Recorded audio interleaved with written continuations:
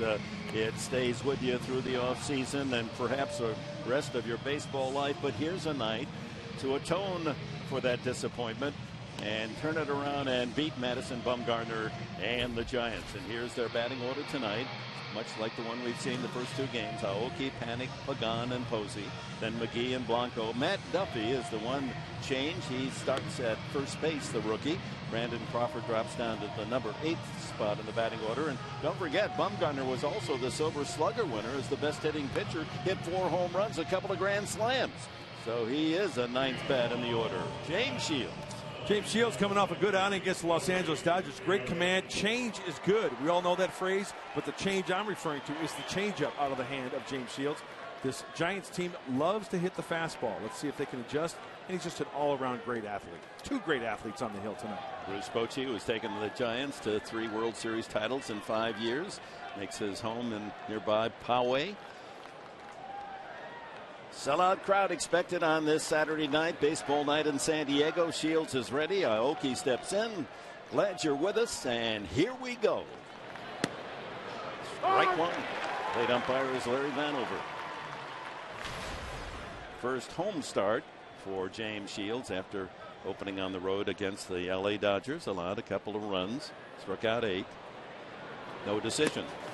0-2. There's the breaking ball. Oh, right out of the gate, James Shields getting up top and spinning that breaking ball. Quickly had 0-2. Shadows can play a factor here in these 5:40 starts. Tough for the hitters. Skips that one in, 1-2. As you can see, it'll take 25-30 minutes before the Shadows cover the field. Big turn over the rubber as he gets the momentum in that hip turn, and then good follow through over that front side. Power pitcher, max effort guy. Reaches out and spoils that one. Well, this series featuring each team scoring 1, and the Giants' run was unearned. So 1 earned run in 2 full games. And one would expect the low scoring to continue tonight. I don't disagree with Mark Sweeney very often, but it would be a surprise if we have the winner scoring 4 or 5. This is, I think, going to be a nail biter right to the end. Padres pitching. While the hitting has been disappointing, it's easy to overlook the fact that the Padres have not allowed an earned run for 23 consecutive innings. Oh, it's just a little bit of offense. A hit here, a hit there, an extra base hit. Put a crooked number up with the way they've been pitching. Hopefully it continues tonight. Right back to the mound. Shields fields it, and we have one away. And a look at the Padres defense, brought to you by the San Diego County Ford dealers. In the outfield, Padres with Upton and Kemp at the corners. Myers to patrol center. Middlebrooks and Varmus on the left side. Jerko and Solarte. Jan Solarte gets a start at first base. Derek Norris behind the plate for James Shields. Solarte, his value, the versatility, not only as a hitter, a switch hitter, but that he can play every infield position.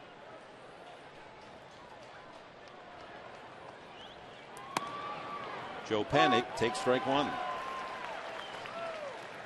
Young second baseman from New York, St. John's University, hitting .250 at the start.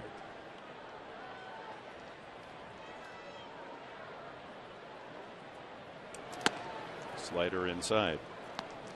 Look at the men in blue. Vanover behind the plate. He's the crew chief. Then Culp at first, Knight at second, Carapazza at third base.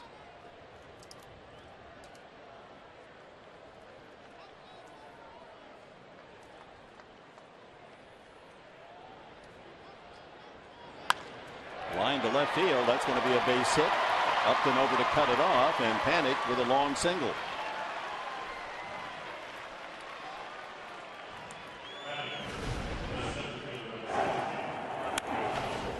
Hunter Pence did the damage to James Shields in game 1 with that home run, getting the Giants off on the right foot. Hunter, of course, on the disabled list currently with a fractured arm. Shields comes back in game 5 and pitched much better, allowing only 2 runs. But again, it was Bumgarner even tougher for the Giants. I'll tell you what, he had the breaking ball. He had the changeup working in that game. 5-6 solid innings.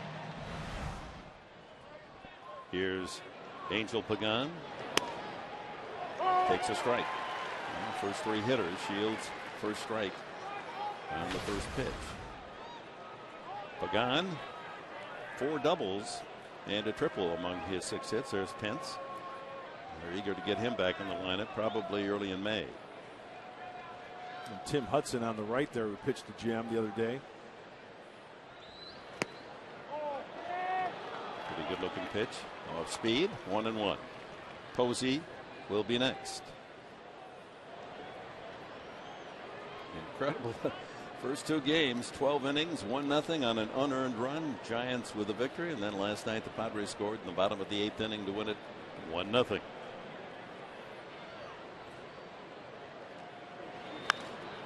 Lifted left field corner and slicing toward the crowd. Out of play. Nice catch made by that young lady. It looks like it's a Bumgarner fan as well. Brings her glove to the game, going home with a souvenir. Bought herself a big piece of leather there, didn't she? And there's Madison Bumgarner waiting to take the field in the bottom of the first inning. James Shields throwing some breaking balls. Going to the number 2 early against these Giants. Ball, 2 strikes to Pagan.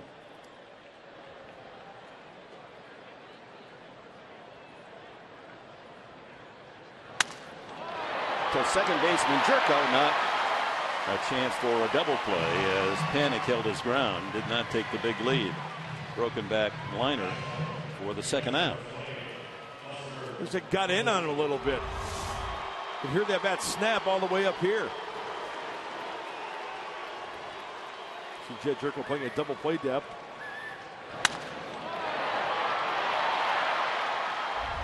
So 2 away. Buster Posey, as we've mentioned in the first 2 games of the series, he has been especially effective against the Padres and here in San Diego, hitting around 350 career-wise. First time that Shields has not offered a first pitch strike in the inning. Posey, 6 for 17, a good start. Hit a homer in Arizona when they took 2 out of 3 from the D-backs. Well, one of the things that James Shields can do with regularity is dot the fastball down and away. That's how this pitching staff pitched to Buster Posey last year. Not much off the plate there that last pitch. That was a pretty good breaking ball there. Tyson Ross there on the left. He'll get the call tomorrow against Jake Peavy, the former Padre, and Andrew Kastner then will pitch Monday night against Arizona. Pops him up. First baseman Solarte into foul territory. And now back into fair territory and misses the ball. Oh my, and safe at first as Posey. Unfortunately, Panic not hustling all the way. He does make it to third. Might have been able to score. Goodness. That's a Cactus League miss. Straight up the elevator shaft. Now Solarte, it's like a catcher going back for a foul ball. That ball is going to come back. Start spinning back. Point and no return right there. That's probably the worst feeling. Catchable ball for Solarte. A big league boot there. And the Giants get another swing at it with 2 outs. Yonder Alonso normally starting at first base. And Panic, we watched that replay, was just jogging to second base. Had he been hustling all the way, it'd be 1-0. Here's Casey McGee. Now a 4-out inning here in the first for the Giants. And hopefully James Shields doesn't have to throw that many more pitches here in this inning. That's 1 pitch after the miscue. Hopefully he can hold it to maybe 2 or 3. Fly ball center field. Getting ground is Myers, and he's there for the catch. No damage done by the Solarte error. Padres coming up in the bottom of the first. It'll be Myers, Solarte, and Kemp for the Padres against Mad Bum of San Francisco.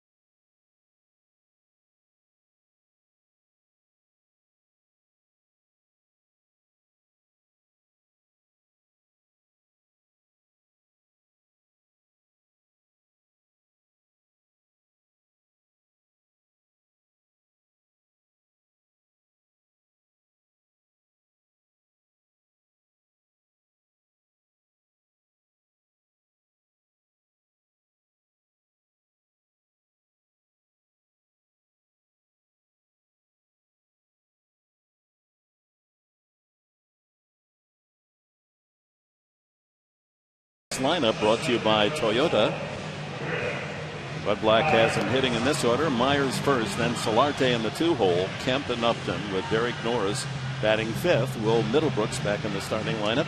Then Jed Jerko, Clint Barmas will hit 8th. And James Shields, who likes to swing the bat, 9th. Well, as Casey McGee hit that fly ball to center, his break out of the batter's box, and he crumpled with what appears to be a leg or groin injury. That brought him to his knees. Well, the Giants have really been hit hard with injuries here early in the season. Joaquin Arias, who started in the opening game of this series at first base, will take over at third.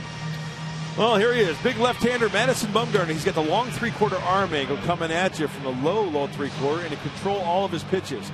He is a great athlete with the bat. In fact, the professor is saying he can swing the bat as well. He can field his position.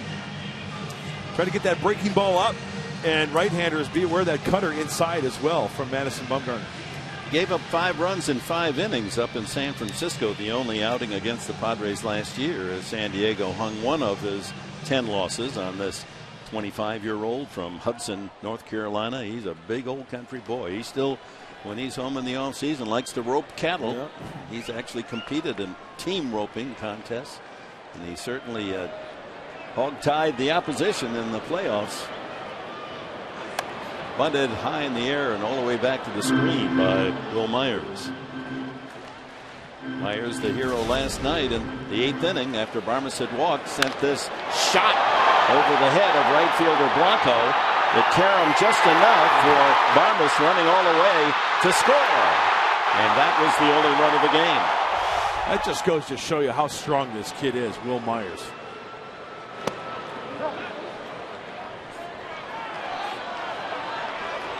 What, you call that on the swing?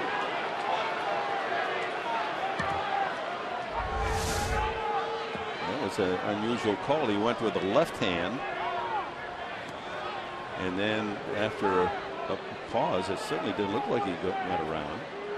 So Larry Vanover calling it on the swing, not asking for help. So 2 strikes on Myers. Bud Black here the first week of the season has had more than one issue with plate umpires. You know, if I'm a home plate umpire, and this is just me speaking, one man's opinion, I'm going to always ask for help. I'm watching the pitch. I'm watching the location of the pitch. How can you concentrate on the swing? That's the job of the first and third base umpires, to help you out. And you know, and then you're not the bad guy, right? Say hello to the bad guy, right? It's the other. You know, it's the third base and the first base umpire. Put it to them. But there's a certain amount of pride in being the man behind the plate and calling all the pitches. And so I don't need help. I can call it myself. Fly ball on the infield. Panic the second baseman right near the bag for the first down. Giants defense brought to you by Renovation Realty. In the outfield, Aoki, Pagan, and Blanco left to right. Left side, Arias now for McGee and Crawford. Panic and Duffy gets the call at first base. Posey behind the plate for Bumgarner. Joaquin Arias, much like Solarte, can play all 4 infield positions. So he replaces the injured McGee. Here's Solarte.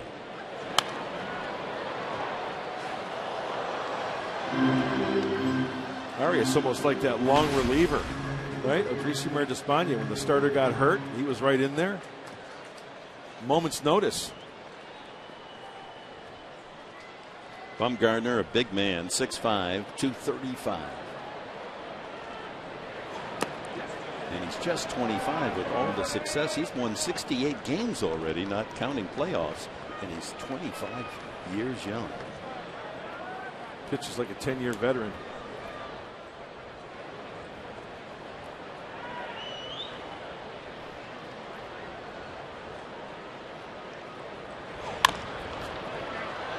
Arias in foul territory, no play. We say that Bumgarner, they call him Mad Bum, abbreviation of first and last names, is a country guy, and he is indeed. Lenoir, North Carolina, Hudson, North Carolina, the Blue Ridge Mountains. Owns a 116-acre farm with 20 horses, 60 head of cattle.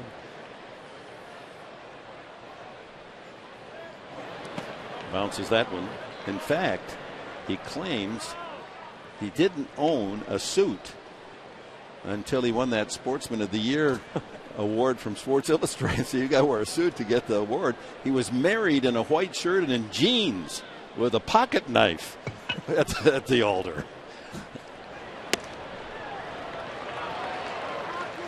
Highly competitive player. We've seen that. I mean, not only great stuff, but he expects to win every game. He's personality a lot like the man he opposes, James Shields. Doesn't show a lot of emotion, doesn't get rattled. Another foul by Solarte, and the count remains full with Matt Kemp on deck.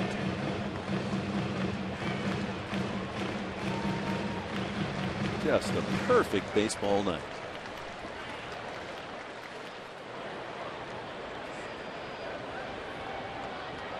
This is really an early momentum builder. Two top pitchers. Which team is going to prevail? Fly ball to left center. It's hanging up, and Pagan there to make the play.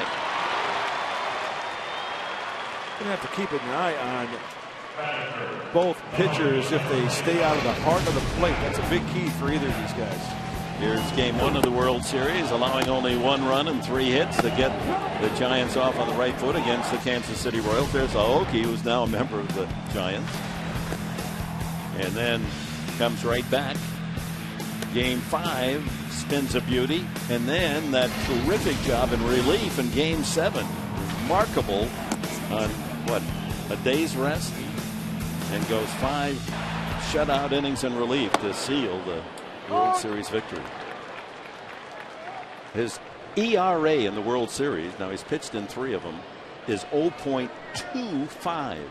By far the best ever.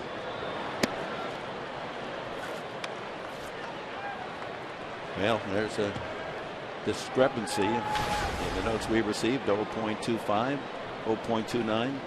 It's still way, way lower than anyone else. Line drive, Kemp. Foul ball right on the line, and Kemp is on his way to second. The throw in is not in time. Double with 2 away.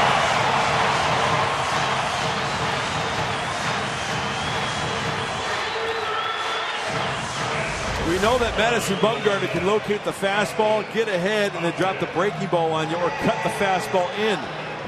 On contact, that pitch is up just on the line for a 2-out hit for Matt Kemp in scoring position. Strong enough that with a broken bat, he could still line it into that left field corner. So here's Justin Upton, a chance for the Padres to take the early lead. Feeling very good about that, scoring in the first inning in Los Angeles all 3 games, or at least the first 2 games. Somebody did score in all 3 games first inning. Upton has had a hit in each of the first 5 games.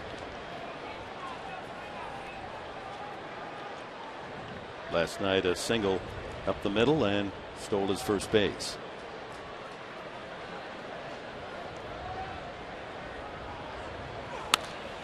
Popped up and out of play. You know, we've seen a lot of that with Justin Upton. He is just missing pitches. He's popped some there just sky high. Well, you know, you just get on top of that baseball a little bit more, and it's going to be a different story. I think it's just a matter of time before we start seeing that. Yeah, that pop fly, you cut that up into 4 singles. That was that high. Just hit it that way.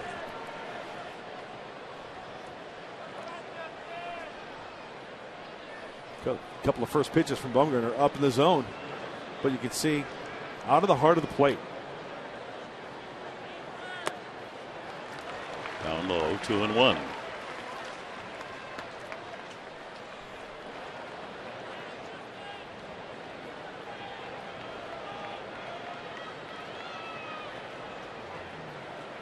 Couple of all-stars in this head-to-head. Bumgarner, all-star performer each of the last 2 years.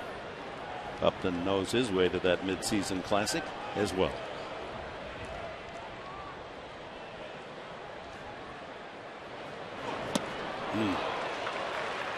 You know, we talk about the stuff from Bumgarner.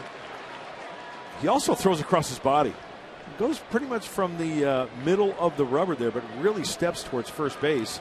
And I guess you could say he throws a little bit of deception in there as well. In contact, the big toe is in the center, maybe towards the third base side. Majority of his foot, but then he throws well across his body. 2-out double. Kemp standing there behind Bumgarner at second base. 2 balls, 2 strikes to Upton.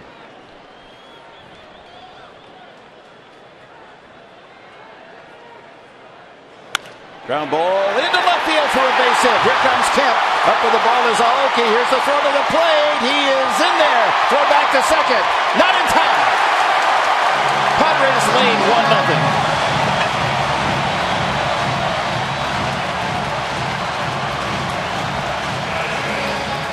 Upton delivers. That's 6 straight games with a base hit. This was a battle here. 2 strikes, 2-2 pitch, breaking ball. He wanted to bury it down, but it was up just enough. And we know that Justin Upton is short and quick to the ball. Through the hole, past a pretty darn good shortstop, Brandon Crawford, good range. And with 2 outs, Kemp gets the green light. And Matt can still pick him up and put him down. Upton realizes the throw goes through and switches places with him. Nice. So first inning magic again for the Padres. Here's Derek Norris. Chance to pick up Upton with the singles and making it to second on the throw in. 4 for 9 against Bumgarner is Derek Norris.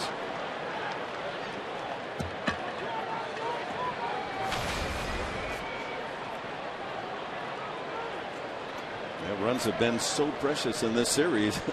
Nice to see a 1-0 early. Oh, that ball's off the plate.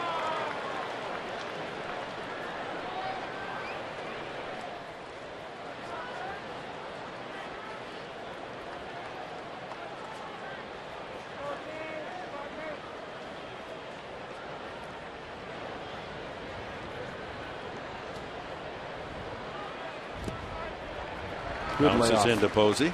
Very good layoff right there from Derek Norris. Working the hitter's count, 2-1. Yeah, give Matt Kemp a little bit of a breather after scoring on that one there. Prolong the inning. And the pitch count already up to 23 on Bumgarner.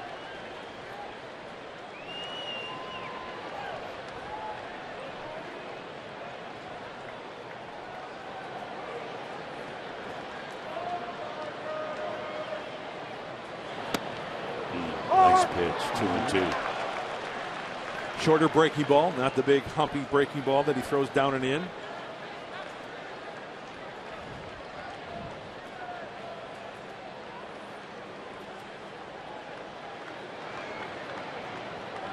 So the 3-4 hitters, Kemp and Upton, collaborate on a run here in the first. Ground ball toward left field, but Crawford able to dig that one out. Norris beats it out for a base hit. But Crawford saves a run. Upton holding at third.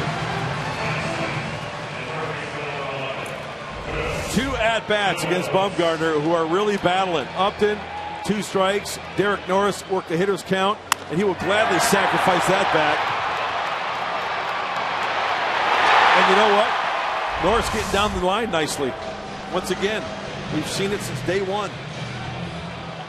So he earns his 7th hit of the season, batting over 300. And Will Middlebrooks, the 6th man to come to the plate for the Padres. 3 consecutive hits. Kemp double, Upton RBI single, Norris an infield hit.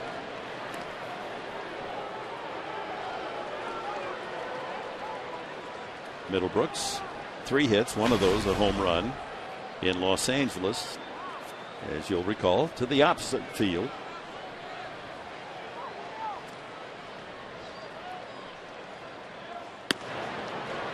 92 for a strike. 25 pitches for Madison Bumgarner, and with Will Middlebrooks up there, make that 26 pitches for the lefty. Will Middlebrooks got a good idea of how Madison Bumgarner is pitching against these righties. Solarte, the switch hitter, batting righty, so all righties this inning. Nice little scouting report for the Padre third sacker. That's inside, 1-1.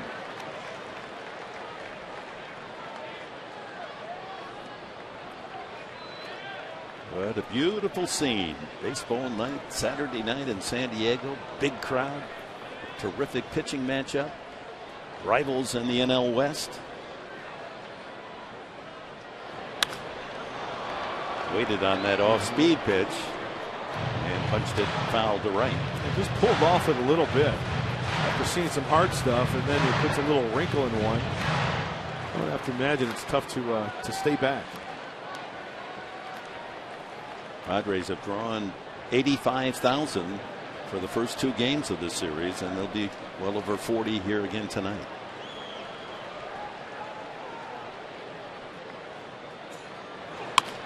Line drive left field. Aoki can't get there. Scoring is Upton. It's 2-0. 4 straight hits for San Diego.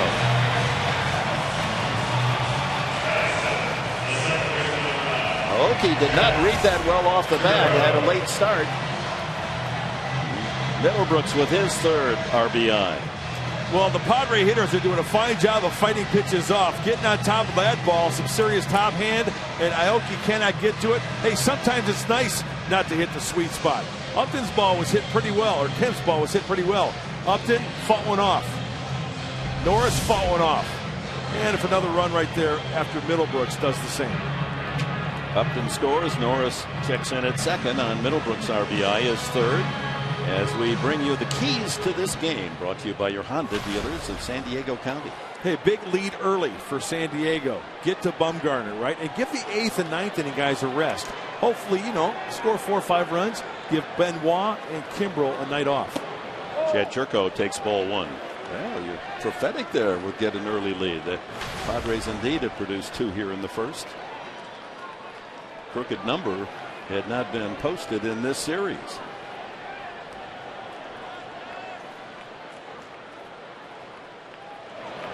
Ball 2. Bumgarner is showing a bit of unnerved. Slams his fist into his glove. Well, hopefully the trend for Will Middlebrooks continues from last year. Will hit .292 with runners in scoring position. Overall, though, he hit .192, but hey, when the chips were down and guys in scoring position, he came through.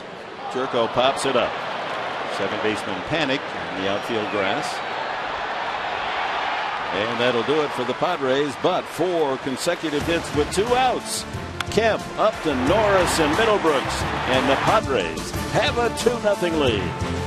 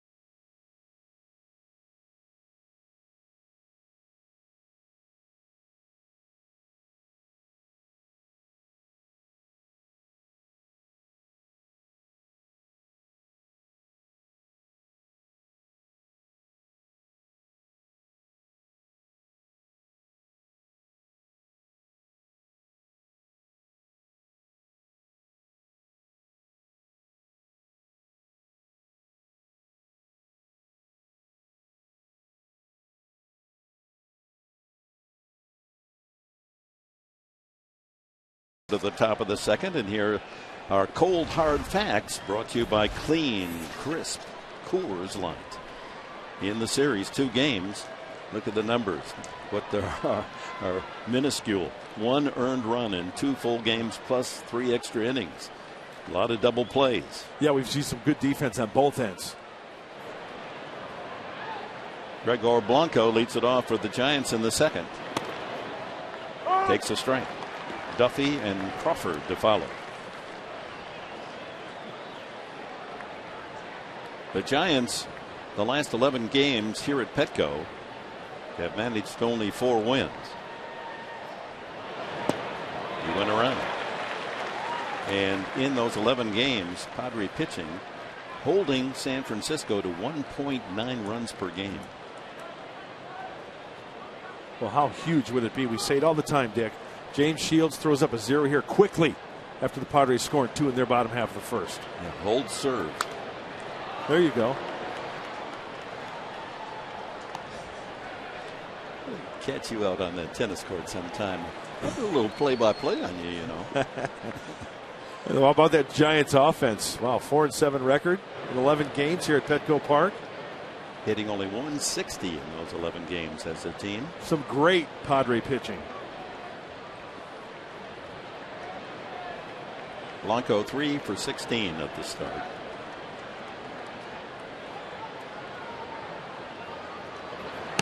Swing and a miss. Strike 3. First punch out for James Shields. James Shields going soft early to Blanco, and then with the heater down and away. I'll tell you what, he can really spot a fastball with the best of them. Good little run on that ball from the heart of the plate to the outside. 33 years of age, James Shields. Went from Tampa Bay to Kansas City 2012.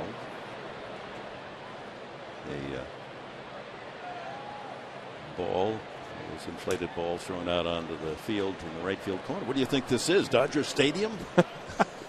Must have been a Dodger fan out there.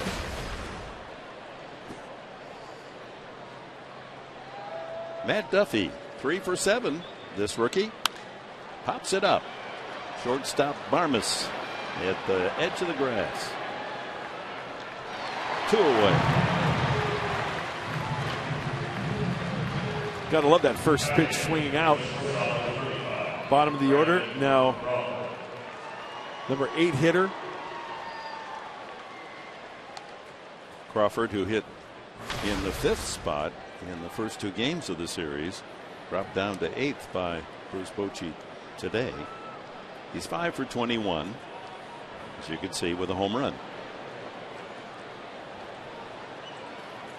Had his best power year, home runs and RBIs last season. He just seems to be improving both defensively and offensively. We've seen him grow. The Giants have really liked the maturity of this young man who played his college ball at UCLA.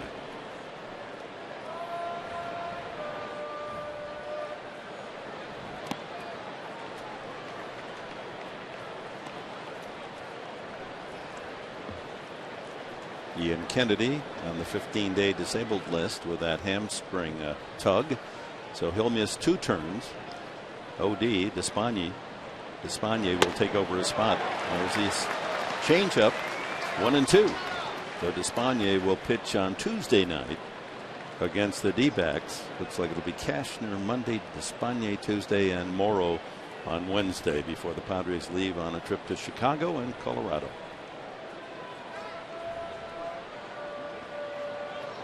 Ooh, 1-2 pitch and he hits it. Oh, he's ticked off too. That's the last thing James Shields wants to do. Having Crawford 1-2, the number 8 hitter, he's got him set up.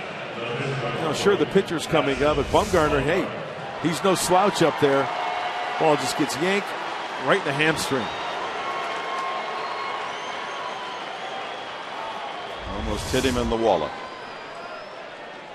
Now Bumgarner again last year led all major league pitchers in hitting. Finished with a .258 average, 4 homers, and knocked in 15 runs. Of course, a couple of grand slams will do it for your RBI total. Hits right-handed, does most everything right-handed except throw a baseball. So you got to pitch to him as if he were in the middle of the lineup. Yeah, and what does he start him off with? A breaking ball first pitch for a ball. You're not going to just lay a fastball in there. There's the career numbers that Dick was just talking about. That's for the career, but last year that 164 career on the season was almost 100 points higher. He looks like a hitter. He swings it.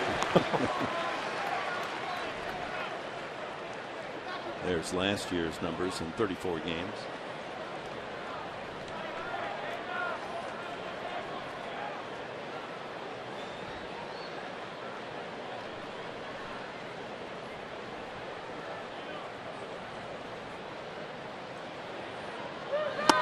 Dick, I know you've seen some good pitchers hitting throughout their career. One guy that comes on, Ken Brett. Remember Ken Brett? Oh, he was an excellent hitter. Don Drysdale was outstanding. Yeah, the double D, the winder could hit. Yeah, they pinch hit Drysdale.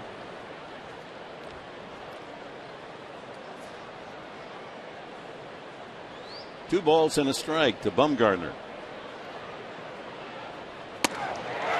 Goes to the slider, and it's 2-2. Probably the greatest hitting pitcher in baseball history. Babe Ruth? Exactly right. George Herman. Yeah, he was pretty good. We'll forget early in the year what a terrific pitcher he was. Yeah. That was his position with the Boston Red Sox. 2-2. And the count goes full. And of course, don't forget about the Padres pitchers. James Shields coming over from the American League. He's a good athlete. We'll have to see what he does. But Andrew Kashner handles the bat extremely well. Tyson Ross has got some pop. Yeah, he had some good swings in the game at Dodger Stadium, didn't he? Yep. Ian Kennedy.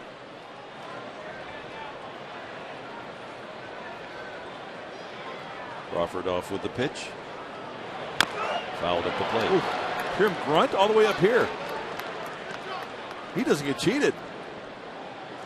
Top of the order, Milwaukee would be next.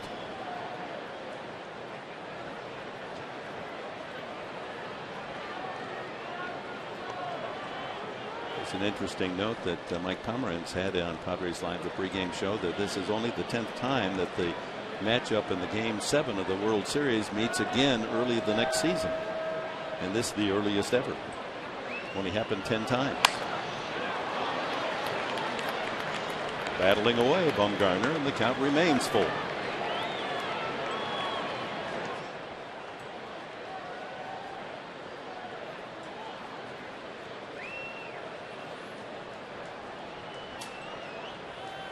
Always like to peek in, see what Derek Norris is going to throw down there. Fastball away.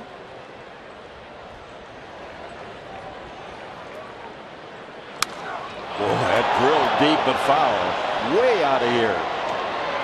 Man. Up into the second tier. And that was a fastball, too. He had to be guessing fastball to be out in front of it that much. Here it is coming at you. Right down the middle. Wipe the saliva off your chin. Ninth pitch coming.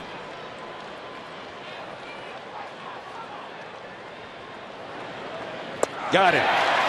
Finally went back to the slider to finish the job. Well, maybe that was a changeup. Yeah. Took something off. Second strikeout of the inning. Padres lead 2-0.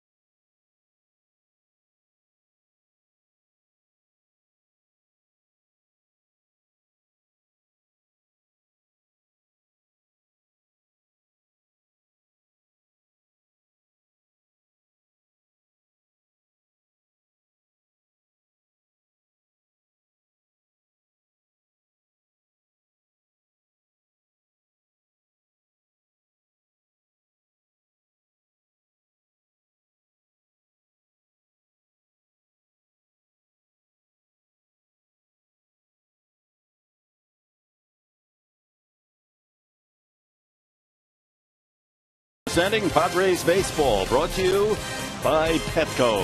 What we feed them matters. Across the Coronado Bridge, looking back on our fine city. There's the World Series dominance of Madison Bumgarner. And look at the names. These are pitchers with 30 innings or more in the World Series. Harry the Cat Burkeen of the Cardinals, second. Babe Ruth. Sherry Smith, who pitched way back at the turn of the century in the early 1900s with Pittsburgh and Brooklyn. And Sandy Koufax. How about that list? He's had quite a resume in the short time he's been in the big leagues. Like you said, Dick, only 25 years old. 3 World Series championships, 2 All-Stars, World Series MVP. Well, it's a shame that you didn't get into the World Series more often. You didn't have a chance to get on that list. Exactly. They denied you. But you know what, though? He can be beat, and it's been proven. Padres putting together great at-bats so far in this game early on. 32 pitches required by Bumgarner to get through that 2-run first inning. Here's Barmas, 3 for 9. Get that pitch count up again. Oh, off the bat, apparently not off the hand, thank goodness. The knob of the bat. Coming in hot. No, I guess it hit up around the handle as he pulled away. 1-2 the count. Looper to right and in for a base hit. Skips in front of Blanco. Barmas, a little 9-iron into right for a base hit, and the Padres are finding the holes tonight. Well, the more and more you see Clint Barmas in a Padre uniform, you just love him. From his presence in the clubhouse, veteran leadership, and fighting pitches off, pulling the ball when he needs to, going the other way. Look at just a nice little short stride, recognize that pitch, and trying not to do too much. Very nice. Well, leadoff single brings up Shields in the infield looking for the sacrifice. And squaring Shields. That's a common move by a pitcher. You go to first base to make that batter commit, so you know that he indeed is up there trying to sacrifice. 204 batting average for Shields.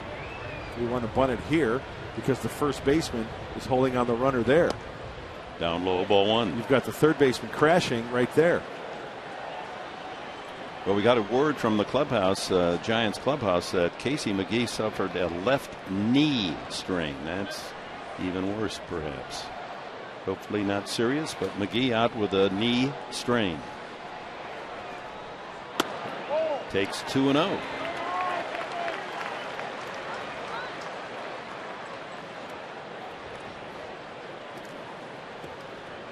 Shields is a good enough hitter if Buddy Black is in a gambling mood. Butcher Boy? Yeah. Yeah, I like it. Pull that bat back and take that chop. No. This is on the bunt. First time I heard that expression, the old Butcher Boy. Roger Craig, Hump Baby. Spring training with the Giants. First I heard was a Casey Stengel used it. Baltimore chop, I've heard that before. The Baltimore chop is more the big swing and high chopper. And it just chops short and checks up. Why does Baltimore have to? I don't know. I guess that somebody, maybe an old Baltimore player, got hit in the chops. I don't know. That kid. No, it is interesting. That's something to look up. Yeah, it's part of baseball lore. How did Baltimore chop all begin? Kurt Bavak was here in the booth. He probably knows the answer to that. He's probably the inventor of it. Yeah.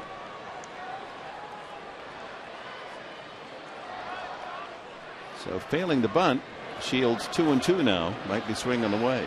Arias stays in at third. Nope, squares away. He takes a lot of pride in his at-bats, does Shields. So the last thing he wants to do is walk back to the dugout, striking out, trying to bunt. This wouldn't be a bad idea to pull back and swing with 2 strikes, because if you foul it off, you get another hack at it. Yeah, I guess he is. Arias backs up at the not. There it is. Baltimore chop hits it to right field. Blanco able to get back and make the catch. Boy, he got a lot behind that, considering he didn't have a full swing. One away. Top of the order, Will Myers.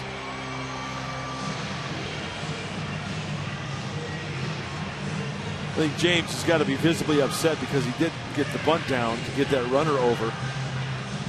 Put a good swing on that last pitch, though. Just couldn't get on top of it enough. Myers popped the second, leading off the first inning. Solardi fly to center, and then the Padres strung out 4 consecutive hits to score 2 runs off Bumgarner. Yeah, it's a strike. 91.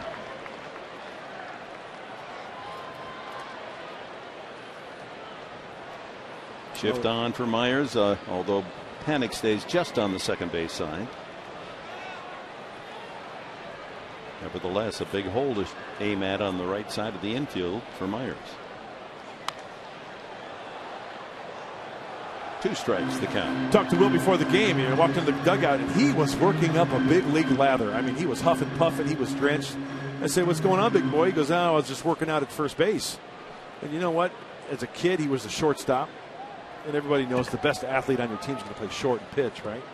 So he, you know, if you put him at shortstop, I'll bet you he wouldn't embarrass you. He's that good of an athlete. So working out at first base before batting practice today for Will Myers.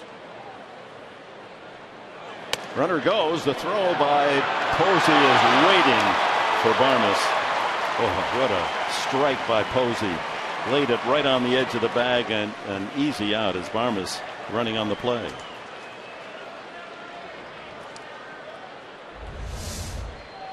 He went on the first move, kind of shortened his lead a little bit too. Look at this throw. Yeah, is right. That textbook? Yep.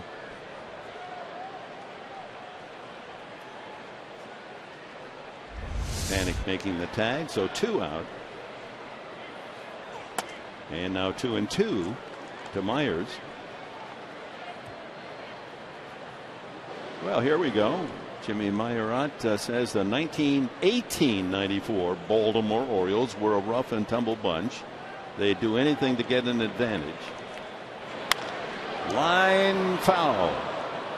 And they were nicknamed Baltimore Chops for their dirty play. Oh, I like it. That's interesting. That's what's great about baseball. All the vernacular and names, how they evolved. Very nice. How about Will Myers chopping one out of here? 46 pitches for Madison Bumgarner.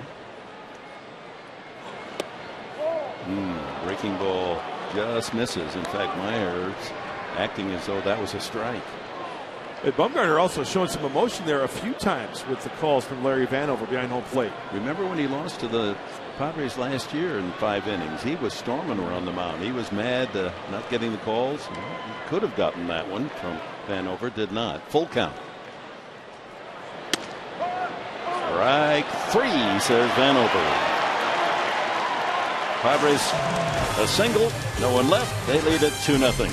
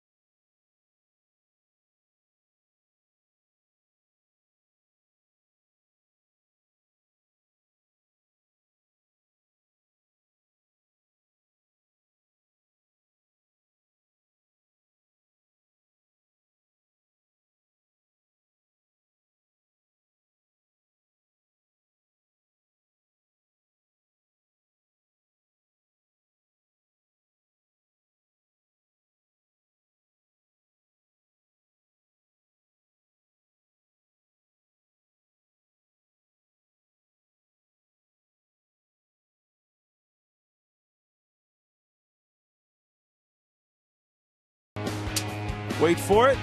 Jed Jerko at second base. It's all about good first jumps. Jerko recognized the swing up in the air. Look how far he's got to go. The second baseman, the Mountaineer, makes a good run for it. And what the Willie Mays Hayes is going on here? Over the shoulder, secures it for the out. Nice athletic ability right there from Jed Jerko, helping out his pitcher there with a big out. Joaquin Benoit gave him a standing ovation after that play last night. Aoki takes a strike. Tap back to the mound his first time.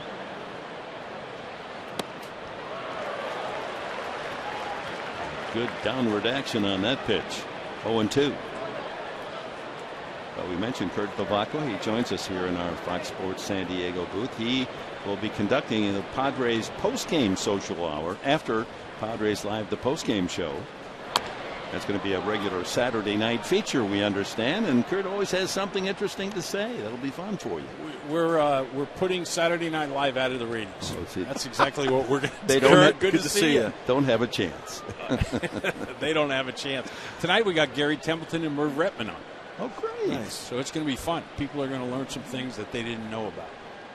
Yeah, we'll give them both our regards. I will do that. Two grand gentlemen. You've done radio before. You've done a little bit of TV before. Yeah. You like doing that sort of thing? What hasn't been done before is scoring 2 in the first. Yeah, that's nice. That was good. Getting the pitch count up also for Madison Bumgarner. I know, that was good. They've been swinging the bats well tonight. Yeah, I'm looking forward to the show. It's something that we've been talking about now for about a year, and it's come to fruition and going to include alumni, and it's going to be fun. Well, you've got a lot of contacts around San Diego. How long have you made this wonderful part of the world your home? When I got traded here in '79, I've been here ever since. Good taste, huh? Mm-hmm. Line foul. Who did you come from, Kurt? Texas. Texas, because you were with the Pirates, you were with Texas, you were with Cincinnati early on. Came up through their system. Went to Cleveland briefly. That's right. Kansas City. Keep going. Pittsburgh. Milwaukee. You had a heck of a career. Sharply hit. Barma stays with it on the short hop and throws wildly. Does not go into the dugout nor into the stand. So at first base, Aoki will hold there. Well, we all know, especially at this level, any level really, you give away extra outs. This looked like it was a smoked ball, and Barmer's pretty sure-handed and usually pretty good, but this one just leaks up the home plate side of first base. And Kurt, you played a little first base before. That's the right thing to do, obviously, to leave the bag. Well, you have to. You have to come off the bag. Your number one priority is to catch the ball, keep it from maybe bouncing into the stand. That was just a bad throw. Good job by Norris, also backing up down the line, trailing down the line there. So a couple of errors committed by the Padres tonight. Solarte lost that pop fly in the first inning. And here's Joe Panik, single to left field, his first at bat. Takes low, ball 1. So what's going to be the format of the show, Kurt? Is it just going to be talking about old times, talking about the alumni? What do you got cooking? They've left it up to me, and I haven't figured it out yet. But sometimes that's the best way. It'll be soon. When are we on? A couple hours? Yep. We're good. And the count runs to 2-0 to Panik. No one out. Aoki at first base on the throwing error from Barmas. Angel Pagan on deck. Biggest thrill in your big league life, the home run in the World Series? Probably.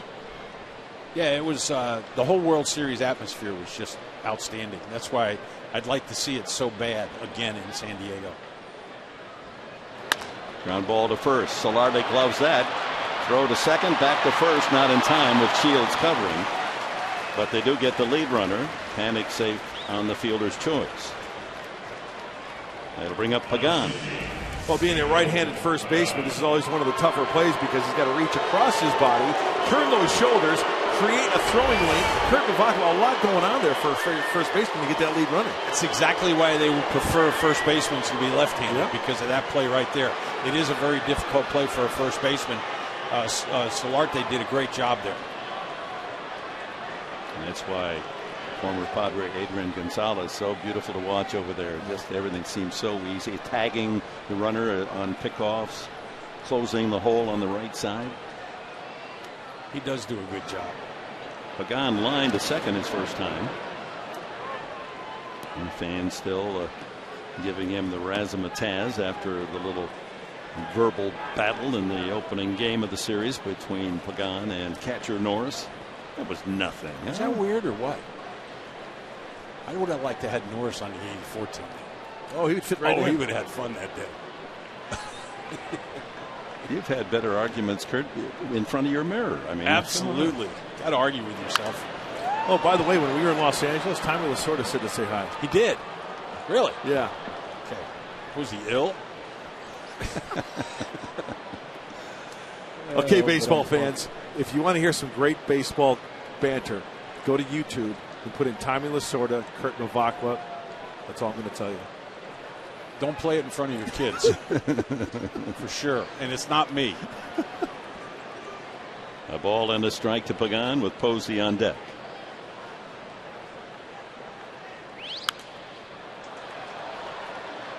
In fact, there was another guy involved in that story between you, Tommy, Joe LaFay, who's a coach with, because it was regarding Joe LaFay. He got hit in the head. Who is now one of the hitting instructors with the San Francisco Giants. That's exactly right.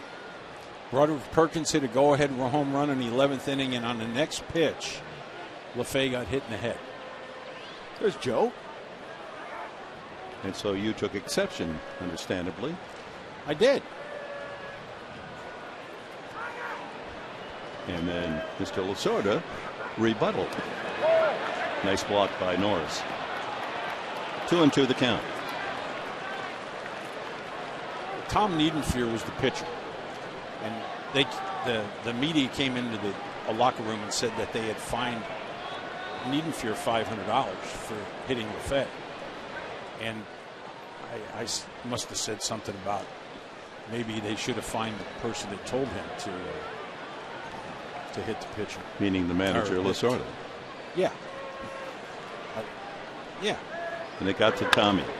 Fly ball to right field. A long run for Kemp, and he makes the catch. A little slow out of the blocks. Kemp, for a moment, I thought that might fall, but he was able to outrun it for the second out. See how he darts towards the gap going out, and at the last second extends that glove. Not an easy play, Kurt. He's been showing a lot of hustle. When he dove into the right field corner on that ball, it was about 5 or 6 feet foul onto that gravel. That's not an easy play to make either.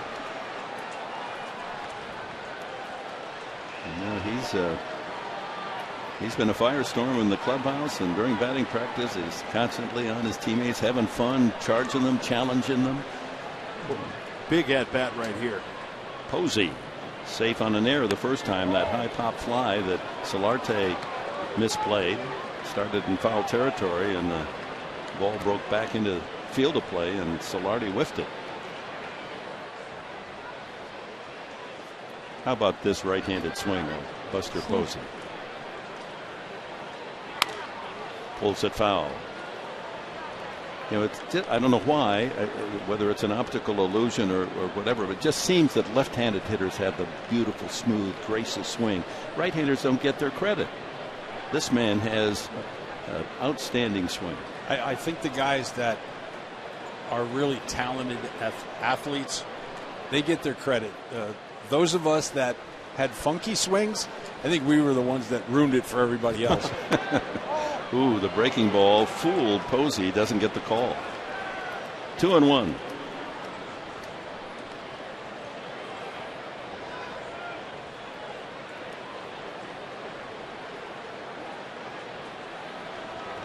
Nothing Padres. We're in the top of the third, and a ground ball to short. Farmers will go the short way, and that's it for the Giants in the third. Hey, Kurt, good luck in your career. Thank you. Your budding, blossoming career. My blossoming career. I smell an Emmy coming. Yeah. Me too. I don't think there's any doubt. I'm staying up late tonight. How about you? I'm in. Hubba hubba. Yes, everyone.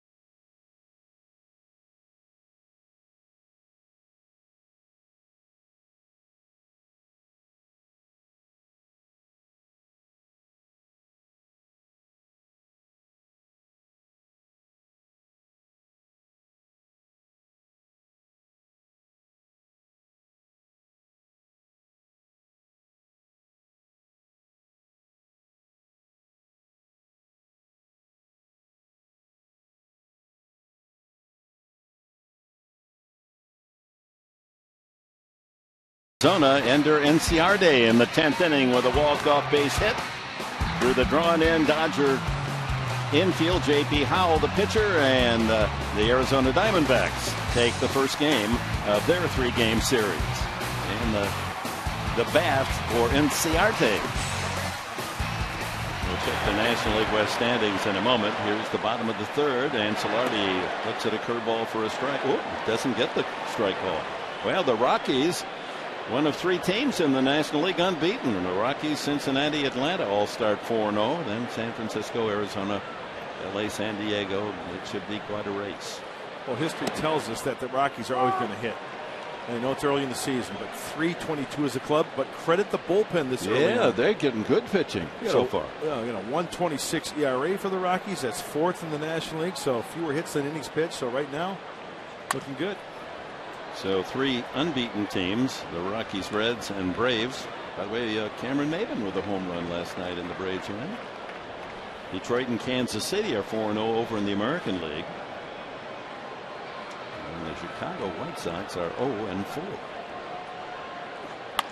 Up the middle for a base hit. Another hit for the Padres. Their 6th off Bumgarner. Hey, getting the pitch up. That's a breaking ball. Right where it came from. That's good at bat right there. The White Sox started 0-4, but I understand they did pick up a win today, so they're off the schneid. I love that. There's another great baseball term, off the schneid. Matt Kemp with 2 outs in the 1st inning. His double that kissed the foul line in left field set up a 2-run start for the Padres. Upton singled him home, and eventually Middlebrooks singled in Upton.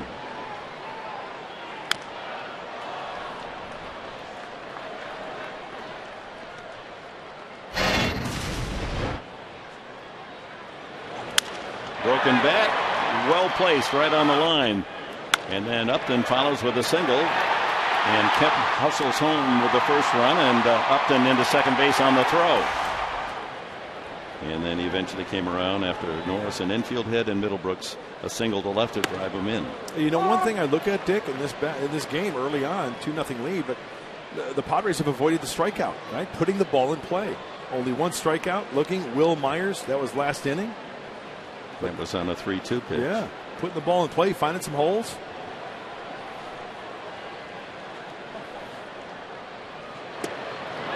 Late swing by Kemp, fooled on that one, and there's the 2nd strikeout for Bumgarner. Brings up Justin Upton. Upton with his 4th RBI of the young season in the 1st inning. He's now had at least 1 hit in all 6 games for the Padres. Well, let's take a look at our T-Mobile game changer. Career Justin Upton against the man he faces tonight. 360 average, has a home run, now 2 RBIs. You know, he's got that short, compact swing we've talked about.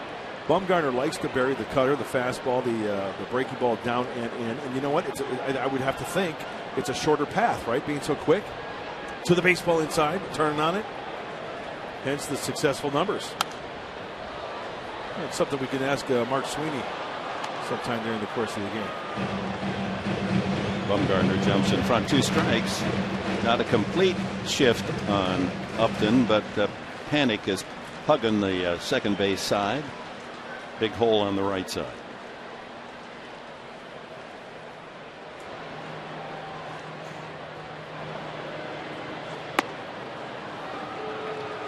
You know, another thing I've noticed early on in this game is that the Padre hitters, the right-handers, all right-handers with the switching and Solarte, have been laying off that breaking ball down.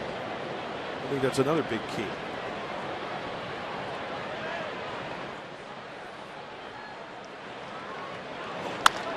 Up the middle, Crawford can't get it.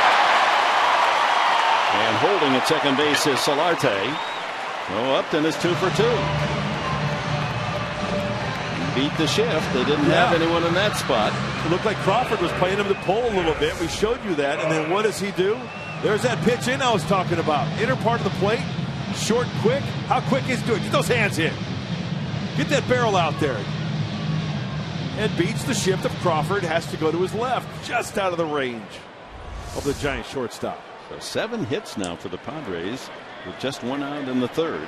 And here's Derek Norris, infield hit.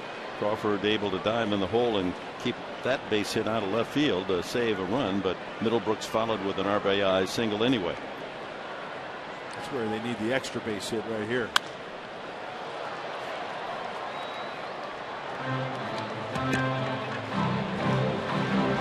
A packed house here at Petco Park on our first baseball night in San Diego, our first Saturday night action.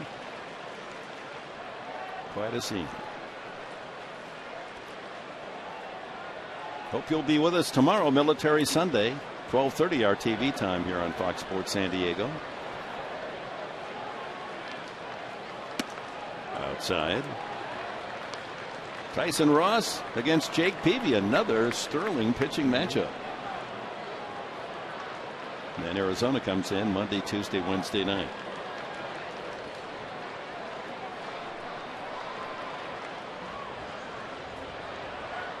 Two-0 Padres, a chance for more here in the 3rd. Outside again. Way off the mark. 2-1.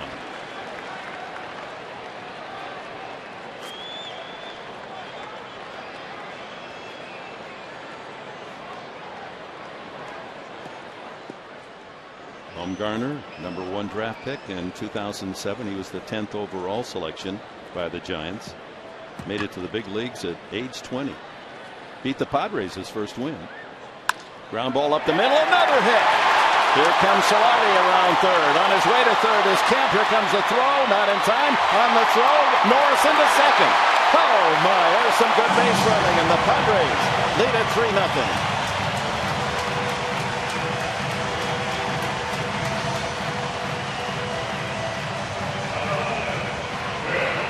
Well, I hate to sound like a broken record, but in this instance, I will gladly sound like a broken record. Fighting it off again. The infield playing Norris to pull a little bit. Not even a close chance for Crawford. Everybody's off and running. Bold running here by Justin Upton. He challenged.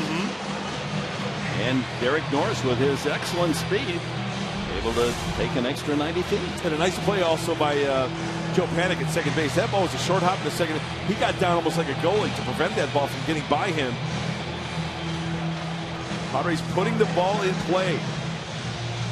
Well, last night the Padres were 0 for 7 with runners in scoring position. Tonight they're 4 for 5. Also looking ahead as far as the base runners like Norris. Okay, the ball's been in play, rounding first base. You know, seeing the play develop, taking that 90 feet. Here's a chance for the Padres to break it open. They've got 3 already here in the 3rd, and 2 men in scoring position with 1 out.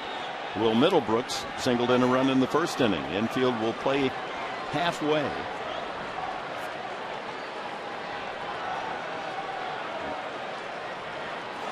Line drive, base hit. Upton scores. Norris is going to hold. A throw all the way to the plate, so on to 2nd goes Middlebrooks. It's 4-0. A hit parade against Bumgarner. 9 hits already.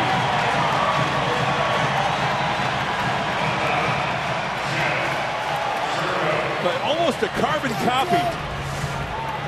Going up the box. Everybody's off and running. You see the knuckling effect. That means Will Middlebrooks really squared this one up. When you knuckle a ball off the bat, that means you really squared it up nicely. Once again, the ball being thrown to home plate. Will Middlebrooks firing up this crowd, firing up his teammates. A couple of RBI singles for Middlebrooks. 2nd and 3rd for Jerko. Popped up his first time. 4 runs on 9 hits for San Diego, and 2 men in scoring position with 1 out for Jerko. Again, the infield at halfway, and that gives the hitter an added advantage of trying to get one through those gloves. As the bullpen, one didn't expect to see that busy in the 3rd with Bumgarner the starter. Line drive, base hit, Jerko delivers. Up with that, okay, they will hold Middlebrooks as Norris scores. It's 5-0.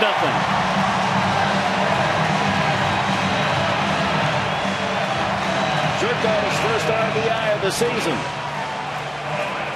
And a crooked number 3 up in the third. Well, hopefully that gets Jed Jerko hot. Hopefully that gets Jed Jerko going. The swing of the hot bat. Still only 1 out.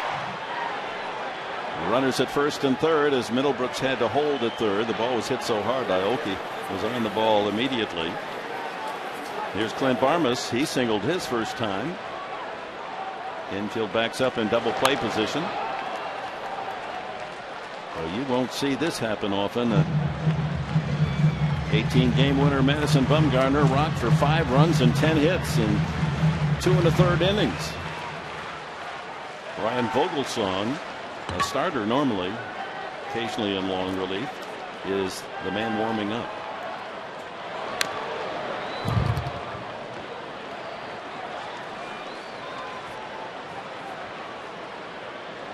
Career high 11 hits 3 times, so that gives you an idea how this is so extraordinary. Yep.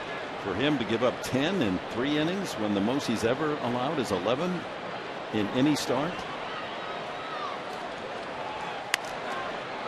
And 2 strikes now on Barmas. You know, I'll say it again.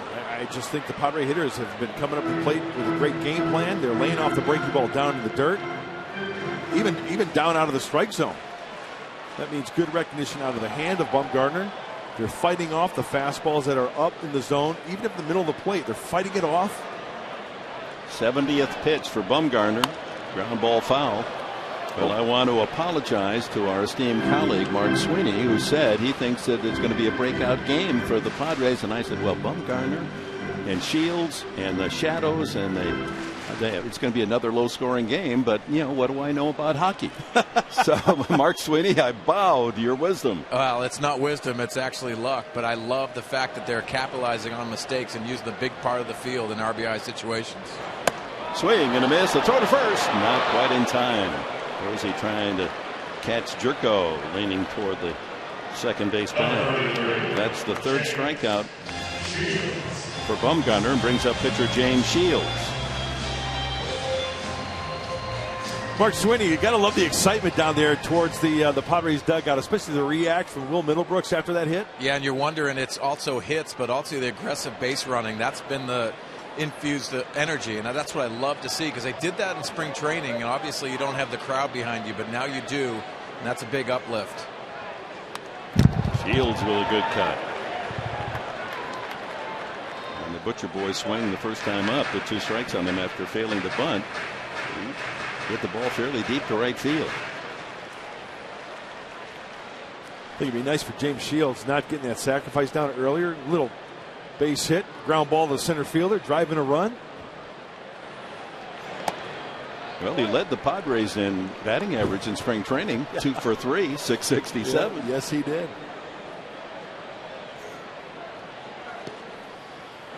Wow, look at that. 32, 16, 25 now. That's a lot of pitches. Off form, this left-hander. 1-2.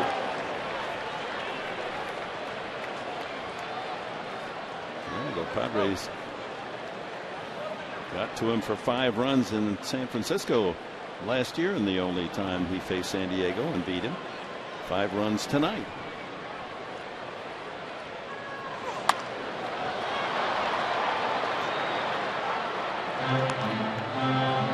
Now, when he's at top velocity, Bumgarner, I mean, he's not overpowering. No, 93-ish maybe. Yeah, but 94? he just doesn't seem to have the pop on that fastball that we're accustomed to seeing. Well, I think also one of the keys might be him not being effective with that breaking ball. If you get that breaking ball over early in the count, and you can throw the fastball, you can bounce the breaking ball. Hasn't been the case tonight. I got to agree with you, Mark, and especially you're seeing that flat breaking ball, that little cutter that's staying elevated. So much easier to make an adjustment as a hitter when you see that breaking ball elevated. Runners at the corners, 2 outs, 3 runs home here in the third. Padres lead 5-0, and the 2-2 pitch coming up to Shields.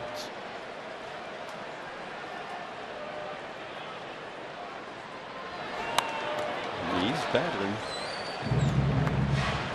You know, Mark Sweeney, one other thing I think this team has potential of doing. If somebody is not swinging the bat well, anybody in the particular lineup for the Padres, they've got the potential to where other players will pick them up. I think that's how balanced they are throughout the lineup. Definitely, and you saw at the beginning of the year, last year, the offensive woes, but you got to have somebody that's going to set the example, set the tone, and they have a lot of hitters that have good history, especially at the beginning of the years. And the breaking ball misses outside. Full count to Shields. Jerko will get a running start from first. Duffy will play behind him. Tony Gwynn would have loved this kind of hitting action. Lots of young people here on Saturday night. Big parade of little leaguers. Swing and a miss. He struck out Shields, but 8 men come to bat. 5 hits, 3 runs, and after 3, the Padres lead 5-0.